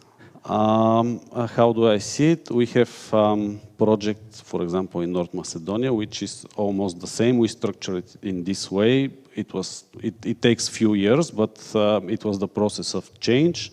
Now it's in a way that we have public-private partnership with the local DSO ECM.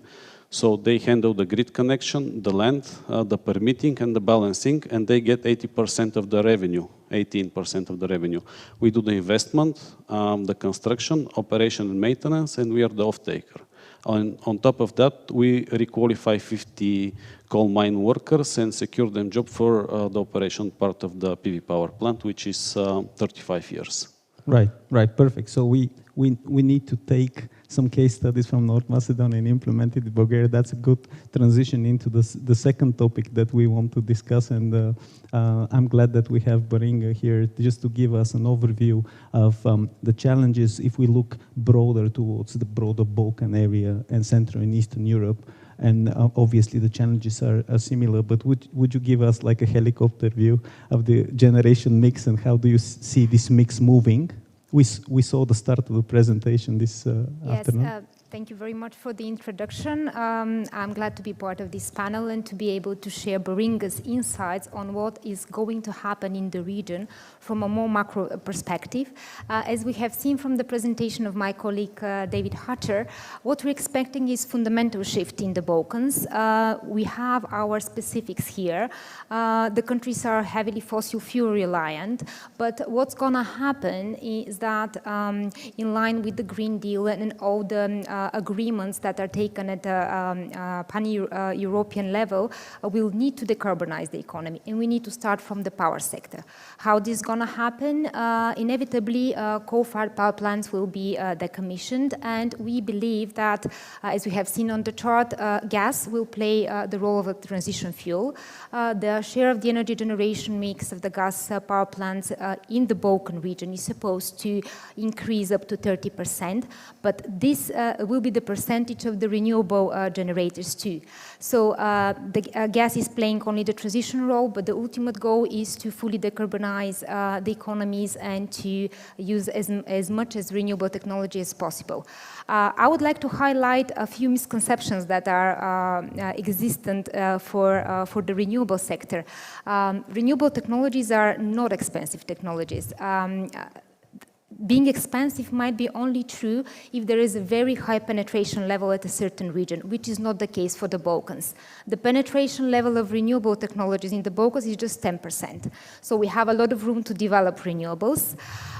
If we also take into account the carbon prices, which are around 60 euros per ton nowadays, and we think that they're here to stay, definitely renewable technologies will be more competitive. So even on a pure market principles, they will be first in the merit order compared to conventional power plants. Saying that, the regulatory framework is very, very essential when it comes to swift changes in the mix of a certain country and the region. So in addition to some of the challenges that Stoyan mentioned, particularly instruments like PPAs, I would like to add that we will need the introduction of auctions in the Balkan region. Some of the countries are already implementing this, as well as the contract for difference instrument, which will create great fundamentals for the investors to feel secure in the investment they made in renewables, and this will speed up the process. There are a lot of successful examples that we can take from Europe.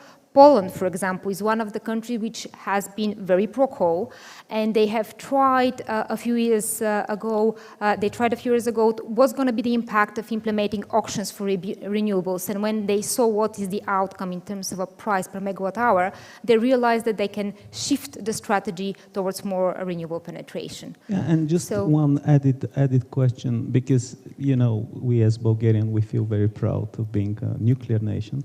So absolutely. How do you see the nuclear energy as part of the mix? Nuclear energy will also have part in the energy mix because it's a base load energy, and for the region we also see that the nuclear will remain its role. So it's important to have a base load power plant in the transition period, but long term, if we take Bulgaria specifically, Baringa is predicting that there will be an additional nuclear capacities post-2040 though, which will provide the country with the opportunity to continue to be a net exporter of electricity.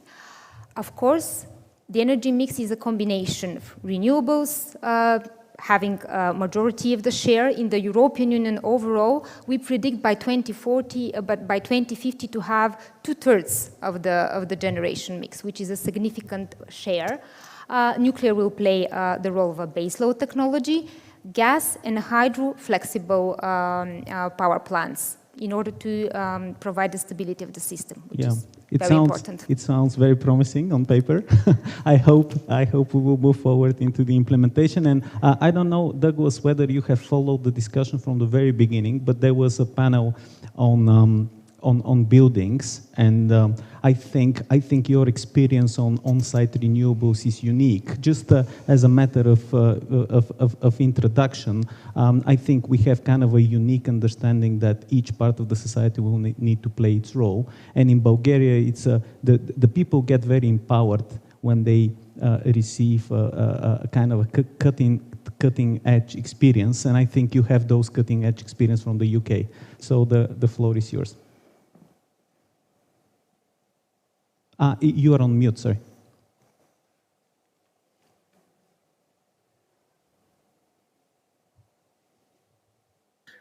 Right, beg your pardon. Can you hear now? Yes. Excellent. Thanks, Costigan, for inviting me to the panel. We do have a very good insight here in the UK because we're so quite a bit ahead of where you are in Bulgaria. However, you're correct. On-site generation is being overlooked, and we get so much information from media that big corporates are buying 100% electricity, renewable electricity, which is practically impossible to do. I'm looking at what the national grid in the UK is producing now, and it's somewhere in the region of about 36% renewable energy. So we're going down a pathway which is really greenwashing, and this is where we need to step up and do more on-site renewable generation. Now, David, in actual fact, Elena's colleague, highlighted that in the UK we have 8 gigawatts of solar energy already installed in the UK. What we're looking at is urban generation and not the standard solar parks taking land, agricultural land, to generate in cogeneration areas. So what we identified was another 7 gigawatt of suitable condition to develop using, believe it or not, the humble car park. So what we have done is designed a product called Helios Fold, and that is a bifacial PV parking canopy. Now, the benefit is for people such as retail malls, supermarkets, hospitals. They all have quite expansive car parking areas, but by installing the canopy, it basically means that you've got a new generation system, but with very, very little environmental impact because the car park is already there. And what's unique about what we're doing is the fact that it is all factory assembled and taken to site. Now, what that means is we can actually speed up the installation programs for these generators with a reduced 70% on-site uh, uh, visit being there to do it. Now that knocks the prices down, and what we're trying to do here is to get it rolled out a lot quicker than going through the normal planning hoops, because they are actually demountable and reusable. Now, I do believe that Stoyan made a great point in terms of the DNOs, and we have, like you do in Bulgaria, we have a terrible fight with these people because they do not want to lose their business to renewables. So our way of doing business for this particular product is to actually make it a behind the meter microgrid. Now that is quite an advanced system, but in all honesty, we still need to be grid connected. There is just no way you can run, not with the up and coming requirement for EV, you cannot run that simply by itself. And we do need the grid, but what we'll be doing is taking a lot of the weight from the grid by storing our intermittent energy into Li batteries. Sure. And may I just ask, are you planning to launch this project outside of the UK and specifically to Bulgaria? Yes, we're looking at Bulgaria as our year 3 production chosen production area. Particularly because I now live in Bulgaria. I've been a resident for 5 years, even though I'm in London now doing meetings, etc. I believe Bulgaria is very, very well situated for the Western Balkans. There's also excellent engineering university here, and I found by working here for 5 years that the young people are very well educated, and you know, again, Stoyan highlighted just transition. Now, just transition is a very important issue, because in my youth days, when the coal mines all shut down in the northeast of England, we all had to scamper around to find new jobs. Fortunately, I wasn't a miner, I was working in a different sector. But it is a very important factor, and Bulgaria to me stands out as a great base for the rest of Southeastern Europe and the Balkans. Yeah, thank you so much, Douglas. We heard about some success stories, also in North Macedonia, and I would like to wrap up by asking Elena just to give us a few other success stories, if you have, about this transition, just to kind of finish on a high note and then ask for questions. Yes. So the path for decarbonization is clear. Some countries are ahead of the Balkan region, but we should use the blueprints of those that have successfully introduced renewables. How this could happen, like at a larger scale, is when you have the regulatory framework at place. That's why I mentioned this mechanism: contract for difference, auctions, corporate PPAs.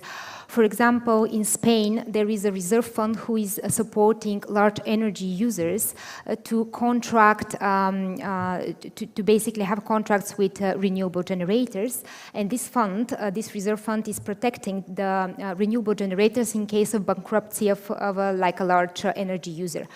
If we have such fundamentals, this would create a bigger opportunity both for the renewable generators and for the industrial enterprises. Altogether, we could achieve the targets that we have set up: Fit 55 or net zero by 2050.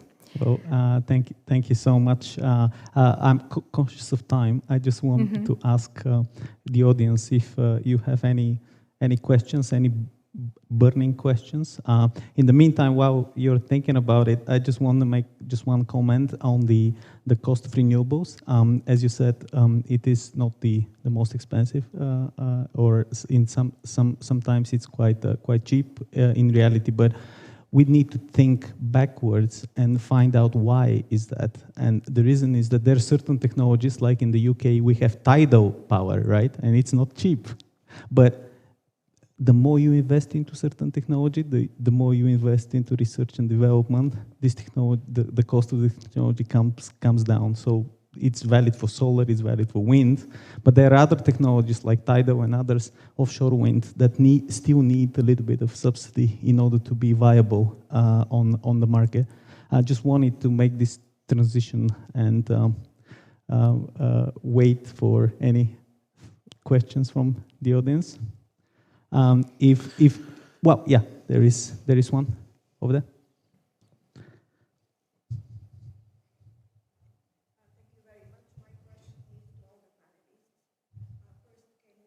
Of good practice examples of projects of public-private partnership in renewable energy where the public party is a local authority.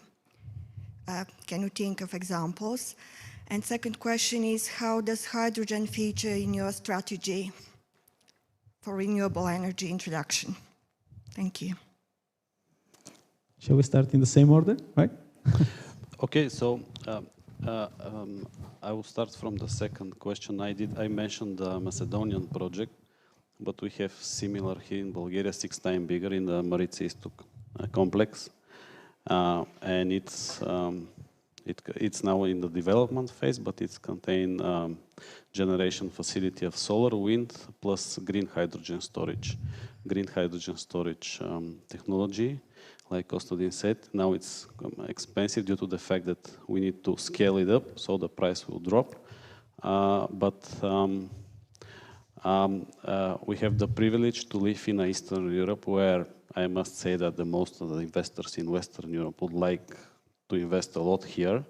So we take that advantage and have the privilege with investors from Western Europe to now set these technologies in Bulgaria. Sorry, I didn't hear the first question. About PPPs with local authorities. I would hardly say no. Basically, local authorities are, I would say in the region, local authorities are not so open to these PPPs. I just wanted to, from the gentleman from the UK, add one more thing which is important, I think, when we are talking about renewables. We also strongly believe in decentralization of the production of energy. And for example, in Bulgaria, there are right now a lot of cases where the owners of factories and shops are investing in renewables only for self-consumption.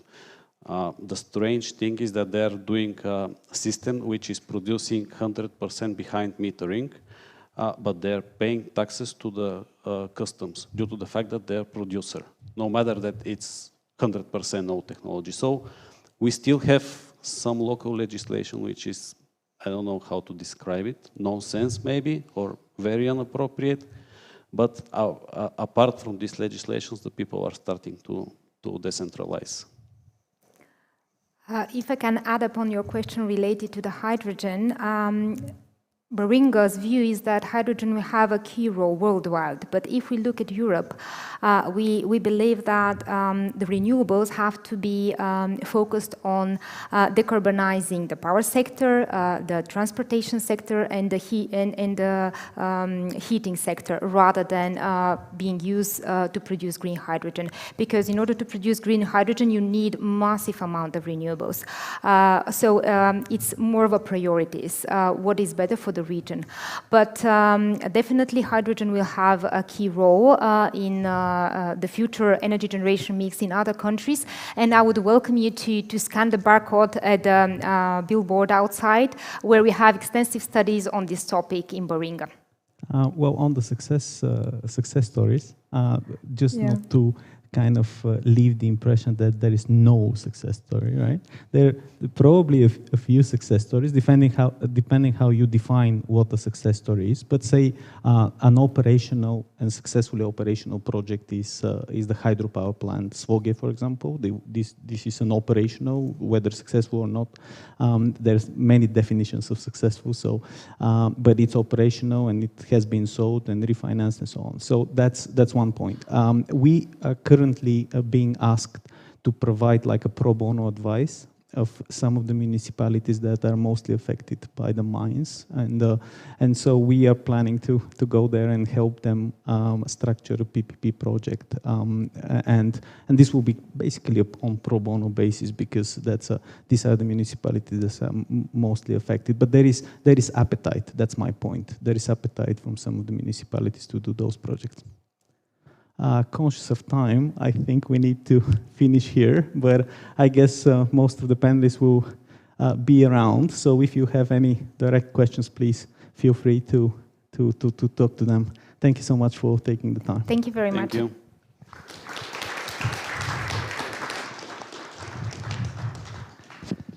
So there is no green energy without green financing, I guess. So I would like to welcome on the podium Tanya Karagiurgieva, head of project financing of UniCredit Bull Bank.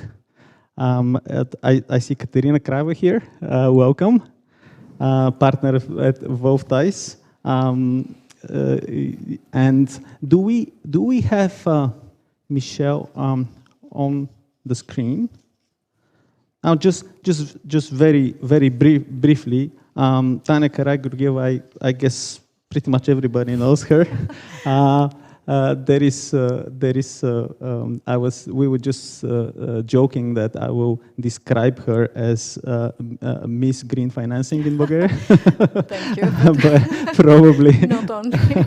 Probably the most experienced person on renewable energy financing in Bulgaria, and it's great that you will be with us here. I see Michelle. Can you hear us? Yeah, I can hear you. Okay, great. It is great to be with you. Although you're most welcome to come to Bulgaria anytime.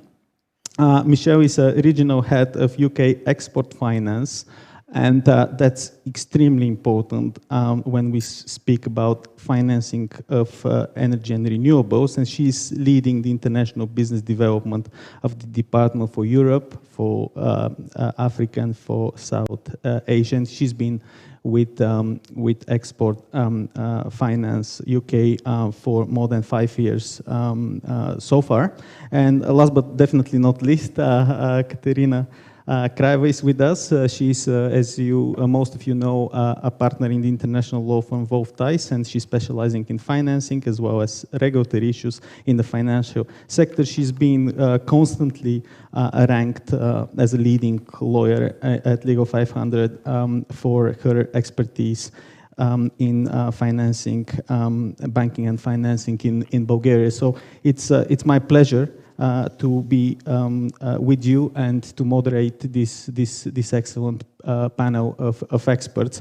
So starting with Tanya, could you just, because we have just half an hour, so give us like a helicopter view of what's going on with the financing, and if we can distinguish here like ongoing generation and what we see as a pipeline from here onwards.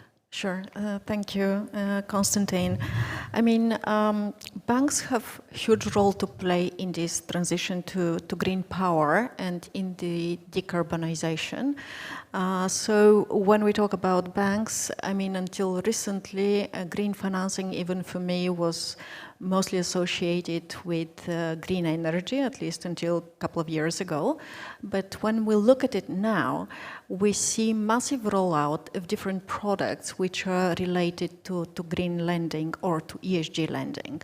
Only in retail, very briefly, we already see green mortgages, we see green leasings, we see green consumer loans, which aim to stimulate individuals to essentially buy apartments, let's say, in green buildings or automobiles in green buildings. More importantly, our joint topic on which we all have worked together is the renewable energy space. Even historically, within Bullbank, we have one of the pretty sizable portfolios in renewable energy. And back at the time when we were building it, it was difficult for certain reasons. Now it seems easy. But we have to be ready for the new wave of renewable energy, which will not benefit from the state-sponsored contracts of differences or PPAs. And here the big challenge for the banks and also for lawyers and investors is how to structure that in a way that we substitute the former subsidized contracts with new, essentially corporate PPAs or structures that would make green energy financeable on a commercial basis, new commercial basis. I think we have successes and different structures that we're looking at, but this is kind of the big topic, which was also mentioned by previous panelists, that we need to solve the issue with PPAs, corporate PPAs. Besides energy, I mean, we are looking into impact financing. That's a little bit more tricky, but the main point there is how do you capture the carbon print of our clients and projects that help reduce that carbon print. And a lot of that is linked to companies having their ESG assessment or ESG plans, setting certain KPIs and targets, translating those into investment projects, and then for the banks financing them and being able to monitor the impact. Because indeed, I'm going to repeat that again, but banks' biggest challenge for the next 1 or 2 years will be to take a very detailed carbon print of their portfolios, and they will be directing monies into green projects. So we will see more and more of that. And last but not least, and I think Katia was also going to comment, is the so-called green bonds, where our financial institution and not only is pretty active. So the green bonds have become pretty attractive for ways of financing in the real estate space, where it is a commonly used already tool. But not only, we will see more financial institutions structuring green mortgage-backed bonds or bonds that simply aim to finance their green portfolios. And to that end, I mean, there is a pretty extensive framework developed for green bond financing. So as a product, it's probably the other thing which is pretty well developed and standardized. So this is the helicopter view. Yeah. And before we move to the green bonds, I would like to turn to Michelle, and just as a way of introduction, export financing has been used in Bulgaria extensively, and we have saved our biggest thermal power plant by export financing from JBIC. We have saved our only nuclear power plant by export financing by US Exim. So it is probably fair to say that UK comes late to the show, but you have made dramatic changes over the last 7 years since the electricity market reform. And could you just give us your view on the products that you can provide for the markets like ours? Thank you, Konstantin. Adding to what Tanya was saying, the financing requirements for transitioning to greener economies is massive, and export credit agencies like UK Export Finance definitely a role to play with commercial banks in terms of diversifying the funding of these green projects. So UK Export Finance is right. We have transformed ourselves quite a bit in the last few years. One of the aspects is that we are looking for opportunities much more proactively now. So we are developing our business development department, and very keen to interact with overseas projects who are willing to use the UK supply chain and who we could support by providing financial support to these projects. And I'll come back to that. And then another aspect, obviously, is that the UK government is really committed to clean growth and committed to net zero by 2050. We were, I think, the first government to announce such a commitment. And in line with that, UK Export Finance, as a UK government department, has issued the same commitment. So our activities, our portfolio will be aiming to be net zero by 2050. And we've just issued our climate change strategy to reflect what we're planning to do to get to that outcome. So what we can do is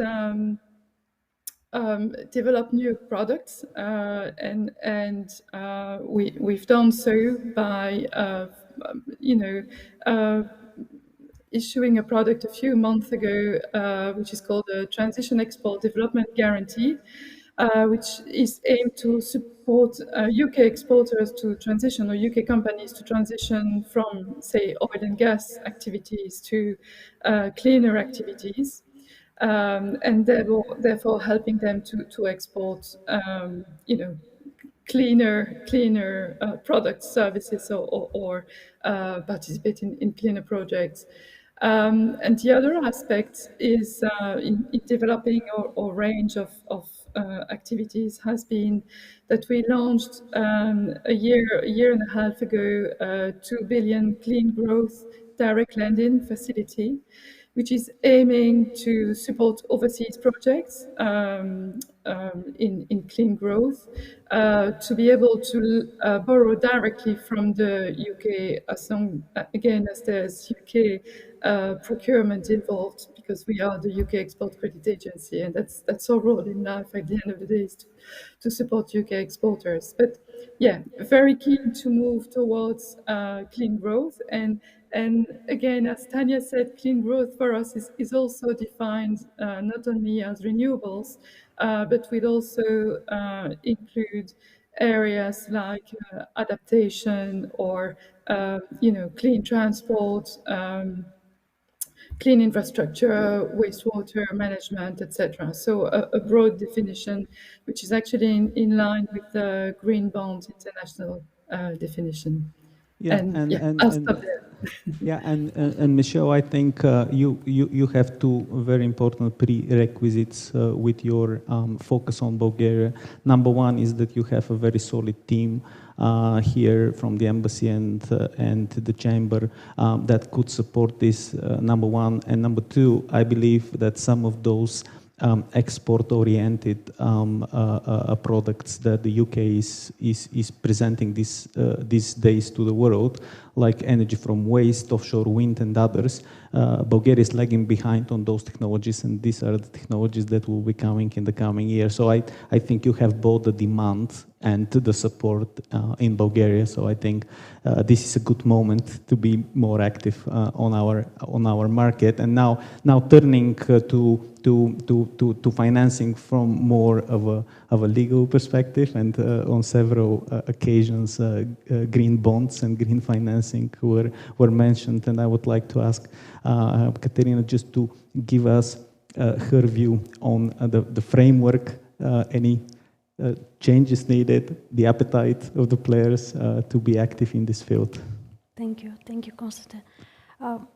Just taking a note from what Michelle explained as, let's say, the government support and focus on the green financing, all these targets and solutions that we've heard also from the previous panelists that are needed for the transition from the current status into more compliant, environmentally friendly productions, constructions, financings.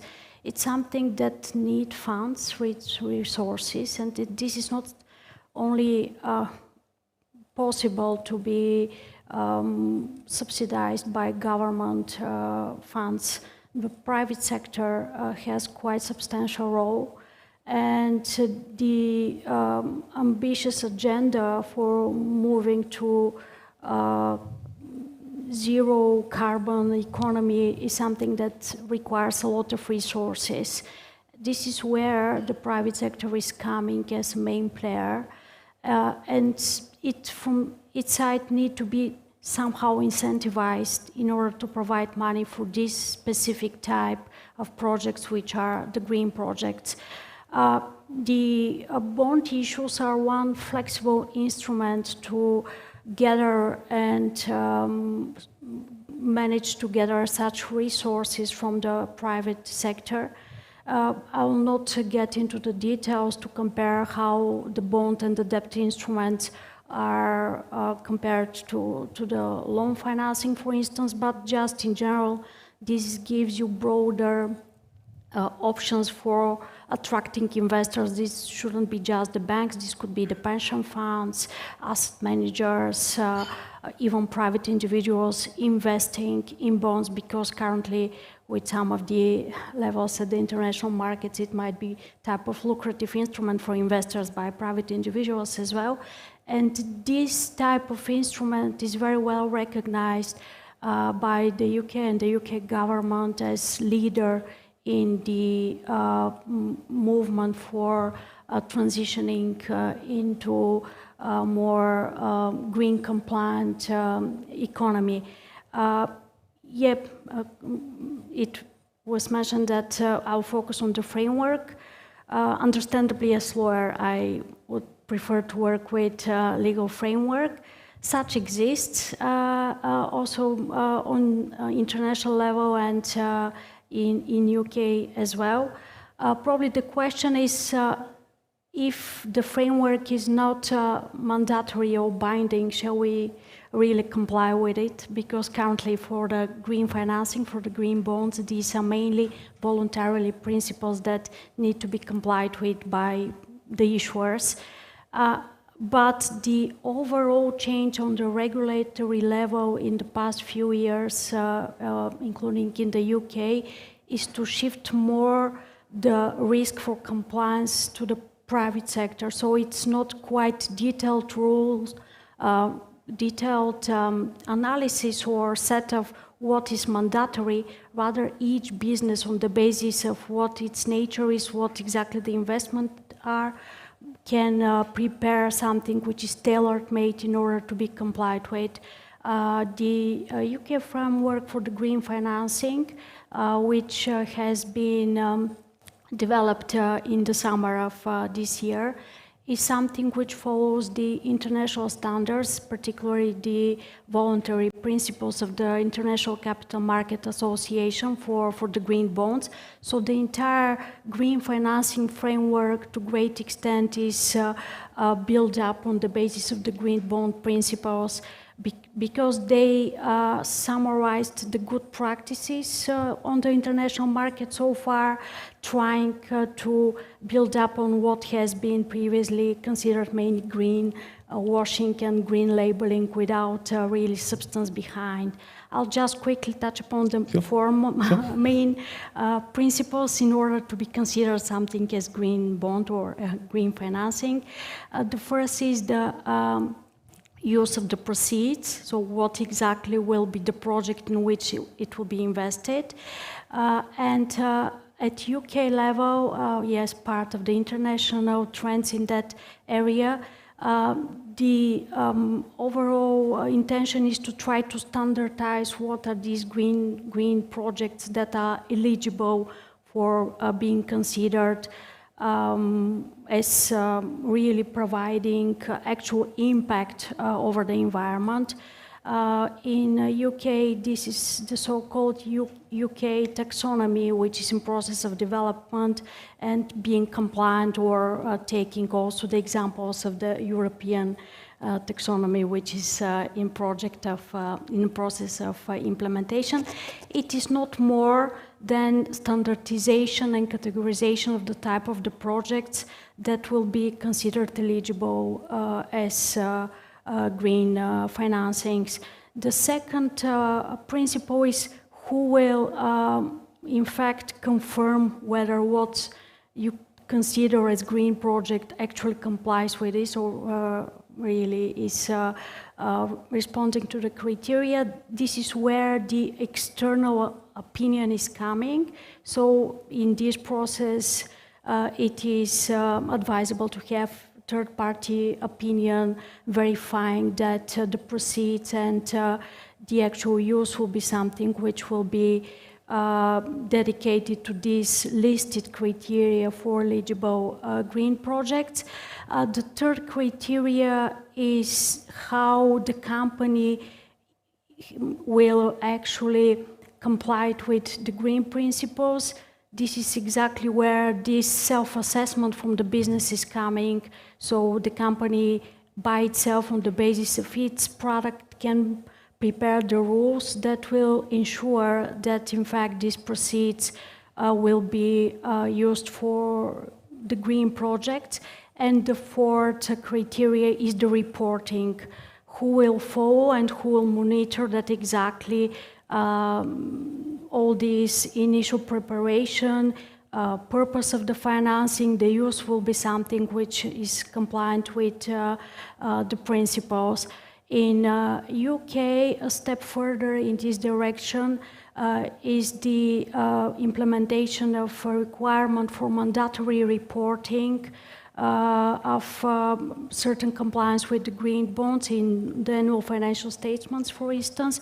But yeah, it's in a process of development, and can be expected that will at the end provide access to cheaper cost of funds for the actual transition to such state of the economy. Yeah, thank you so much. That's really interesting framework. And while you were presenting it, I was just thinking how fortunate our audience is to have the opportunity to ask questions to leading international bankers and to leading international lawyers free of charge.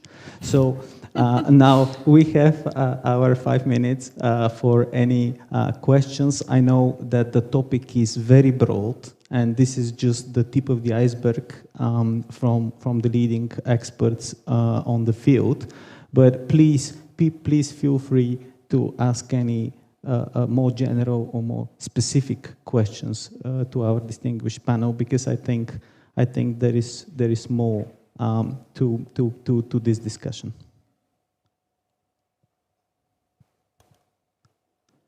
I have plenty of questions, but I'm giving the opportunity for questions from the floor. So may I just ask, because I think what is happening, the volatility on the markets right now is kind of a top on the top of the head of everybody now. Mm-hmm. Do you see this as a kind of a very short period, and then markets will become more stable, or you kind of see it as the new normal? I guess you're talking about energy prices. Yeah. I think there are better suited people in the audience to answer that question, but from financing perspective, I can say it is also a concern because when we finance a project, we need to have predictable and stable cash flows on the basis of which to structure the deal. And from that perspective, where parties find the balance between a PPA, what's the price of that PPA, and is quite important.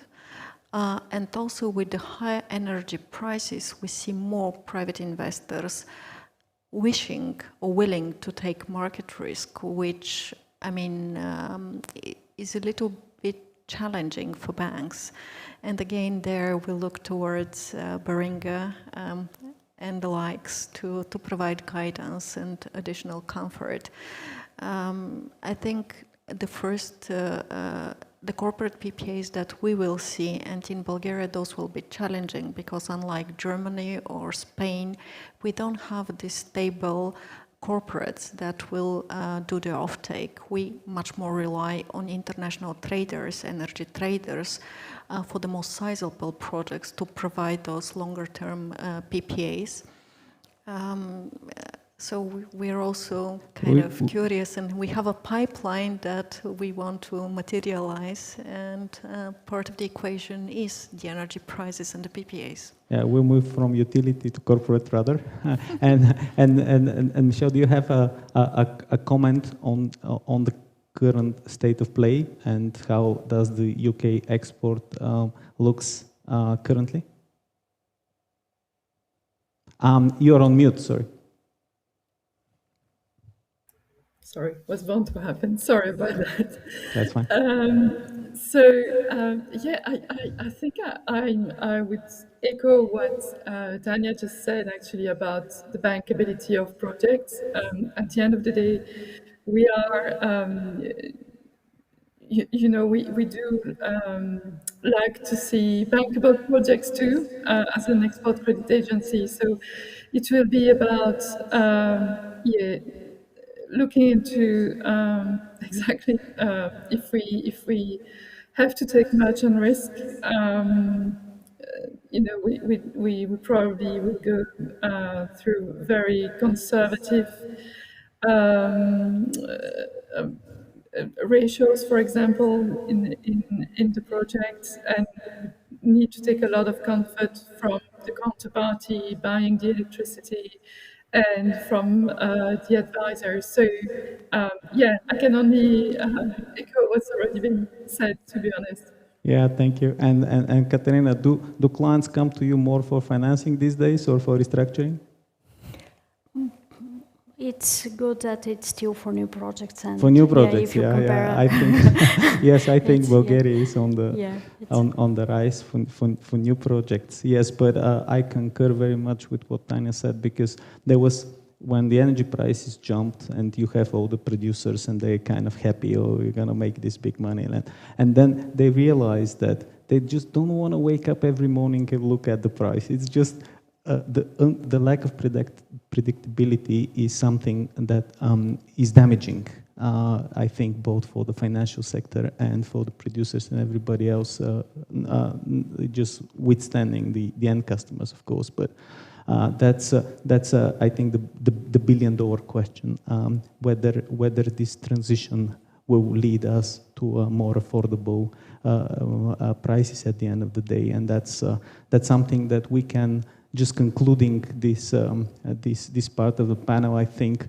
we can learn a lot from what the UK did with the electricity reform, and the fact that the electricity sector is not just boom of PV or boom of wind, because as we all know, when there is a boom, there is a bust. And we need to be very predictable, I think, in the way we plan the electricity sector, because it's not just a one-off opportunity. So thank you very much, course of time, and once again, Michelle, thank you for joining us from the UK. You're always welcome to Bulgaria for a new project, I guess. Thank you so much. Thank you.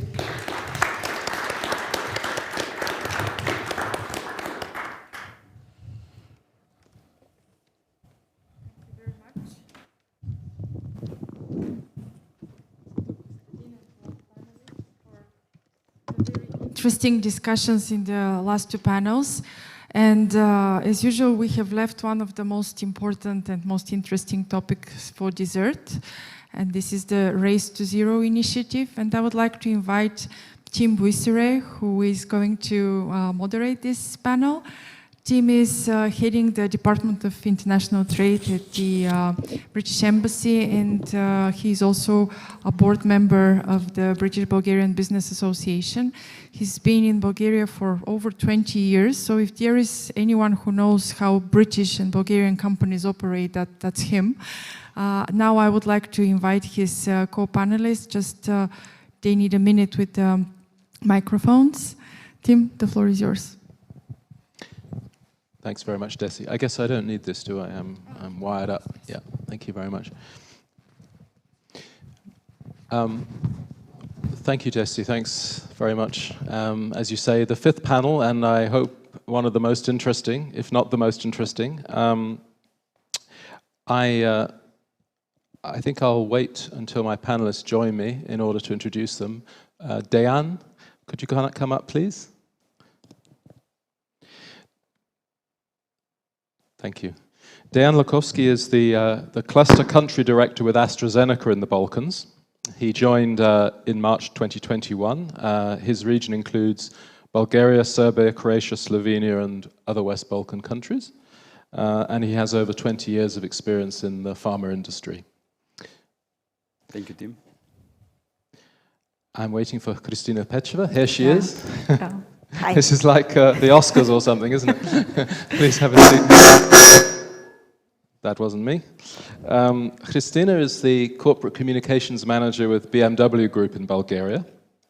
She's a very experienced media and comms professional who's worked for 13 years now in BMW. And of course, I have to mention that BMW Group also includes the famous UK brand Mini. And Rolls-Royce. And Rolls-Royce, even better. So, and BMW have very exciting plans for migration to electric vehicles, and I'm sure Kristina's going to tell us a bit more about that. And last but not least, Nevena, please come up. Nevena Nikolova is, what is she? She's a pianist, she's a linguist, and most famously, she's the founder of Nevena Couture, which has a loyal worldwide clientele. Particularly for your work in lace, I believe, and indeed you are displaying some of your fine product today. Most recently, you were nominated by BNT as one of Bulgaria's favorite people in fashion, it says here. So congratulations for that. We also had a fourth panelist. Unfortunately, he was taken ill. He apparently doesn't have COVID. He has an autumn virus, which is good. And we wish him well, but he isn't able to join. And that was going to be Orlin Radev, who is the founder of Ampeco. And I'm sorry he's not able to join us because it's a very interesting story. Ampeco he's an entrepreneur, and he has a software company that is involved in developing products to support electric vehicle charging. And I know that he's working with UK clients on that. So it's a great story, and maybe we can share it in some other way. You're probably wondering now why all these wonderful people are here and what they have in common. And the answer is that their organizations have all signed up to something called the United Nations Race to Zero campaign. And this rallies businesses, cities, universities, and other important players like that to pledge and put in place a plan to play their part in halving global emissions by 2030 as part of net zero reduction. And that can be through reducing the operational impact of their own operations or through developing innovative technologies that set us on the right path. I'd like to just turn now actually to a short video by the Minister for Business, the UK Minister for Business, Right Honourable Kwasi Kwarteng, who's been very much engaged with COP26 these days, but he will explain a little bit further what Race to Zero means. Do we have that available? Be left behind. Together, we can stand up to the... This is a landmark year for the UK. We're bouncing back greener and stronger from the pandemic. And of course, we're hosting COP26 in Glasgow. This needs to be the moment where all parts of society come together to tackle climate change. Business of all sizes, like yours, can play a vital role in the transition to a net zero economy. Going net zero is not only great for the planet, but also for your bottom line. Therefore, I call on you today to join the UN's Race to Zero campaign and commit to cutting your emissions. By signing up, you can protect our world and ensure your business is prepared for a net zero future. If you are a big business, to join, you will need to set a goal of reaching net zero by 2050 at the latest. That means reducing your emissions to as close to zero as possible and offsetting any remaining emissions. You will need to set out credible, near-term plans to start cutting emissions. And finally, you'll need to have these commitments verified independently by signing up to a recognized partner initiative. A list of the official partners can be found on the Race to Zero website. If you're a small business, you can sign up online to the Small Business Climate Commitment, which can be found on the businessclimatehub.org website. Businesses across the world are joining the Race to Zero. Don't be left behind. Together, we can stand up to the challenge of climate change.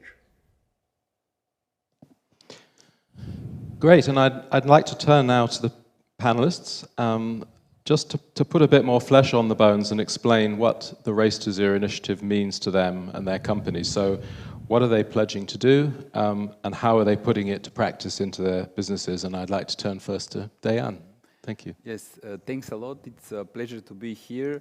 The title of the conference, Green Business is Great. Somehow it's a great feeling. Lots of discussions in this direction.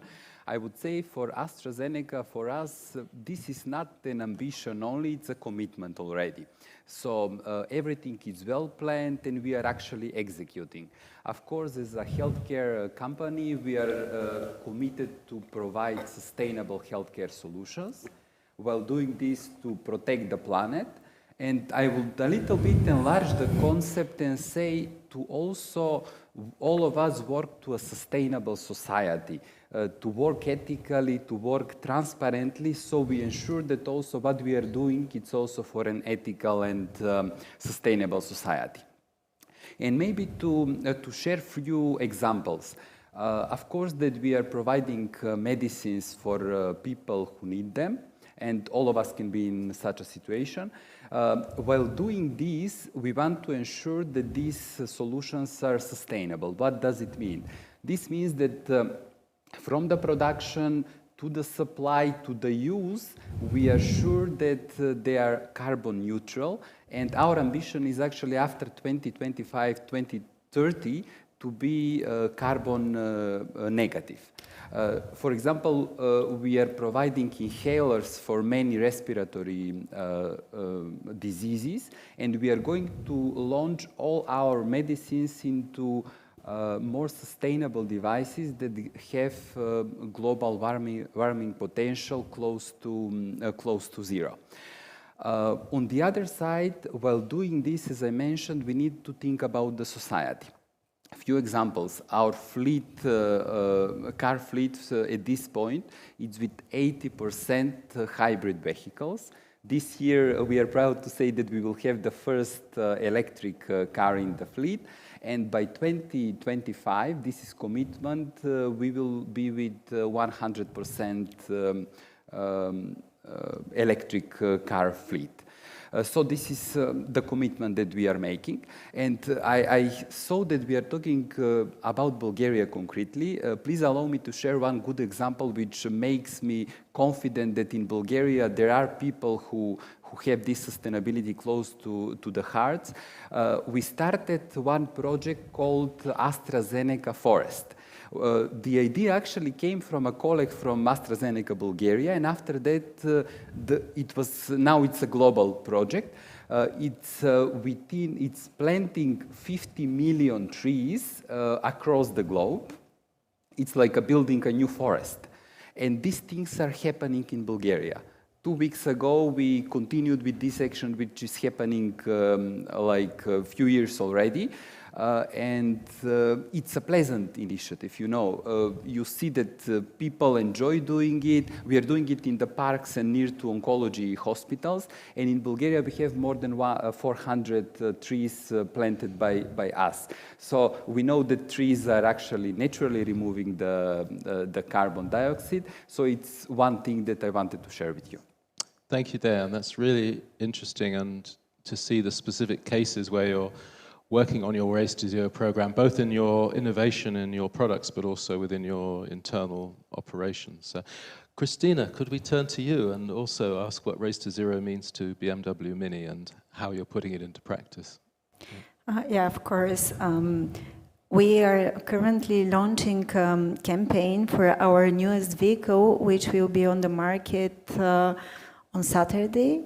It is the iX, and it is fully electric, completely new type of vehicle. And one of the messages which we have in the advertising campaign is there is no planet B. So this is what sustainability means for us. There is no planet B, and we have to make Earth cool again.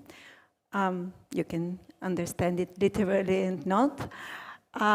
So we are focused on this, on a much holistic approach that we have used to, because it's not a new topic for BMW. We have experience in this for many years. We had environmentalist manager as early as the 70s, a person who was focused on sustainability as it was understood by that time, focused on production, on energy usage, water usage, CO2 emissions from logistics and production. Then with the development of the concept of sustainability, we were focused also on emissions from the tailpipe. And now, in relation to the overall concept and the better understanding of the issues, we have a very broad approach which encompasses our suppliers, our partners, our products. We have constantly electrified portfolio with vehicles who are designed from scratch to be sustainable, introducing new production methods, using new materials, using new concepts for managing a vehicle on the road. We have brands which have very strong communities behind them. We are fan brands. So we engage our communities and try to move them with us on the road to sustainability. Out of 4 brands that we represent, Mini, BMW Rolls-Royce and BMW Motorrad, 2 will be fully electric by 2030. And yet we are looking also for the regions and the needs of people of mobility in regions where there is no infrastructure or there is no possibilities to move very fast to fully electric. So we still continue also to invest in research and reducing the carbon footprint of combustion engines as well. And last but not least, we try to engage our suppliers by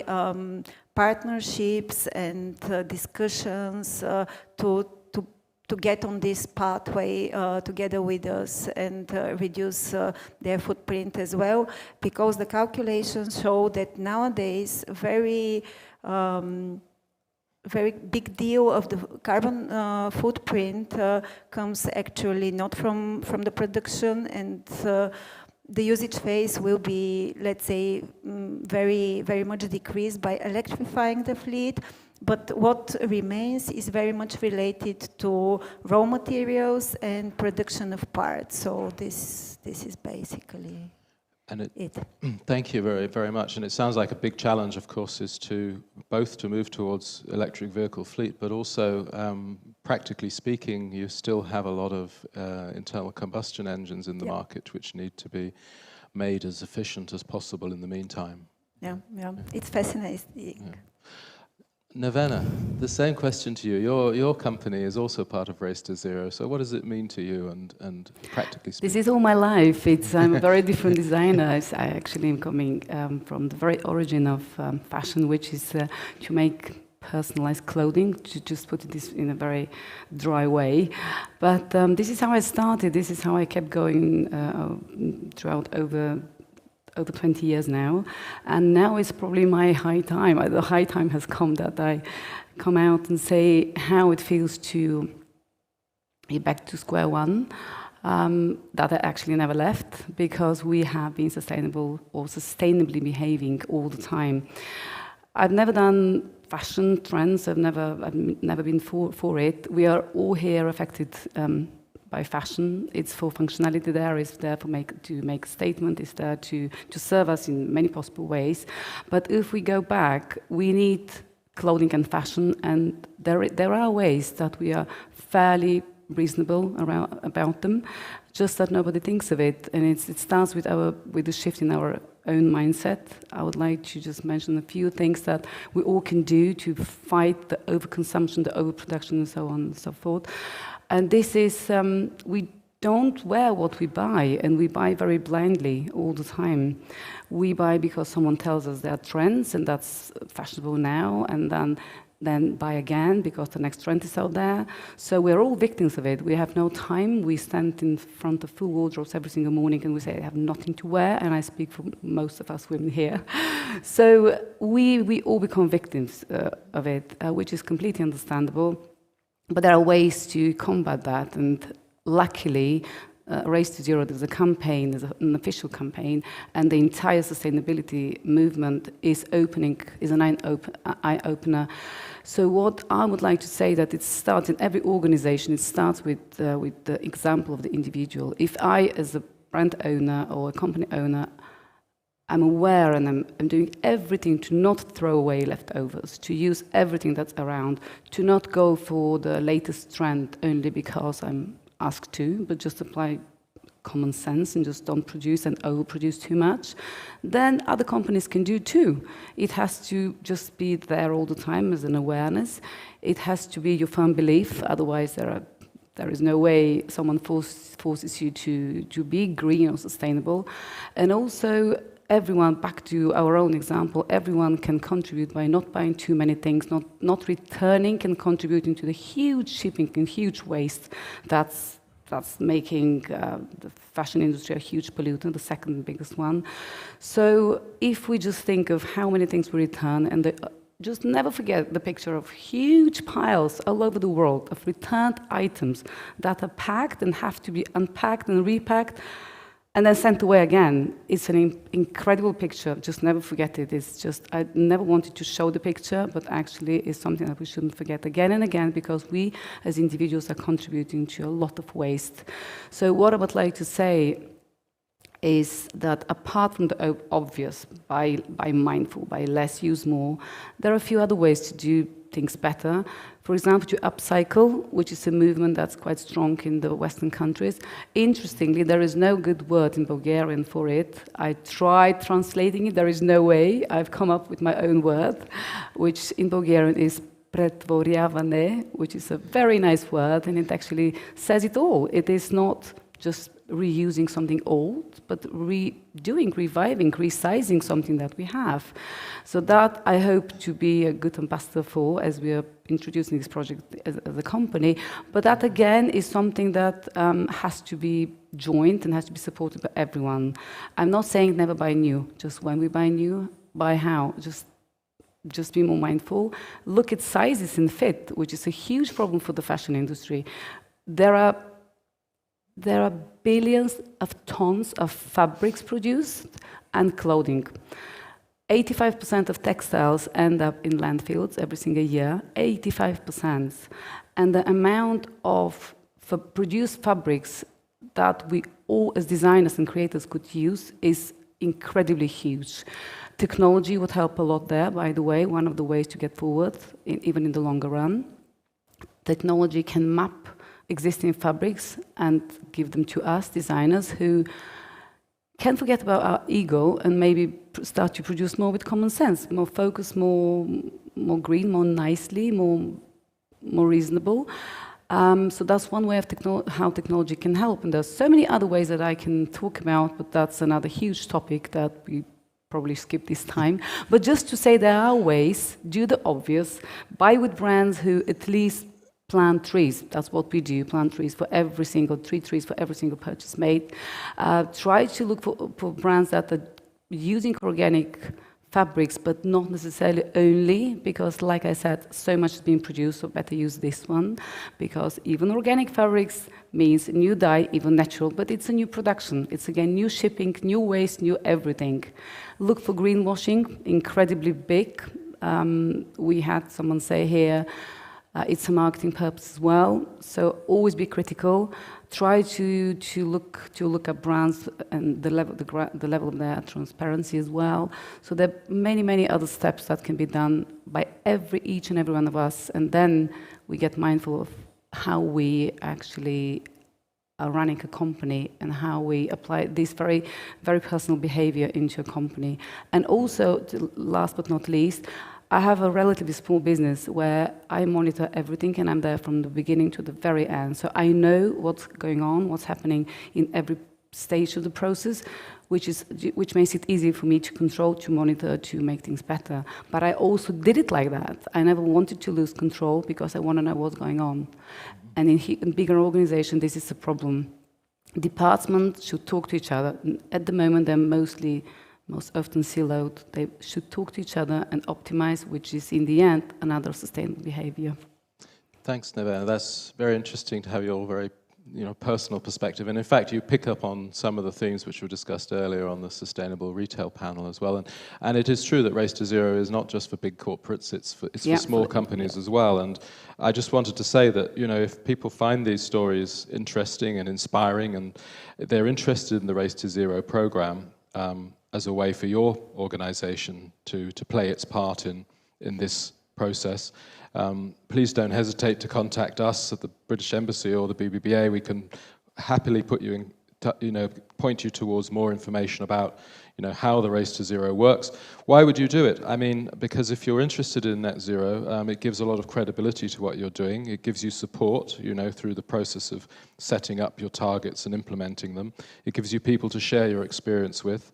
And of course, ultimately you're playing your part, aren't you? You're contributing to something very important. So, as I say, if this sounds like an interesting program for you, then don't hesitate to get in touch and we'll try and help you to find the right way into the program.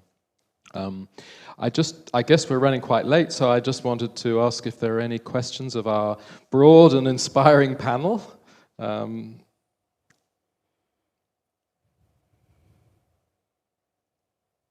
It seems not. So I just want to say thank you again for your interest and attention, and I hope you did find the fifth panel engaging and interesting, and I pass back to Desi for closing remarks. Thank you.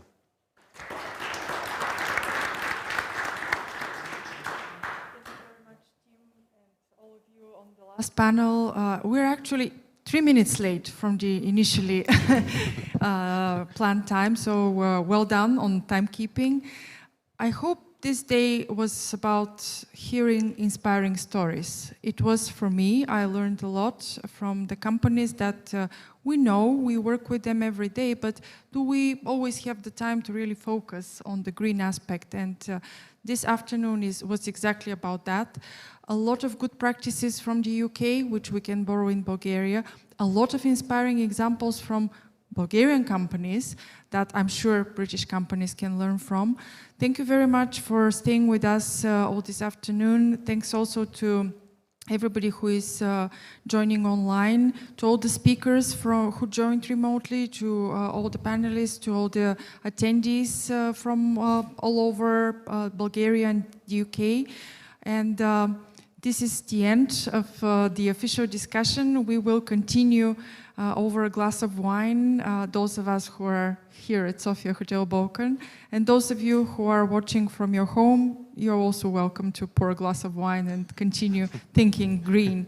Thank you very much for being with us, and as Tim said, if you have any questions about any of the topics discussed today, don't hesitate to contact us at the British Bulgarian Business Association or the British Embassy. We are happy to stay in touch and to continue the discussion. Thank you.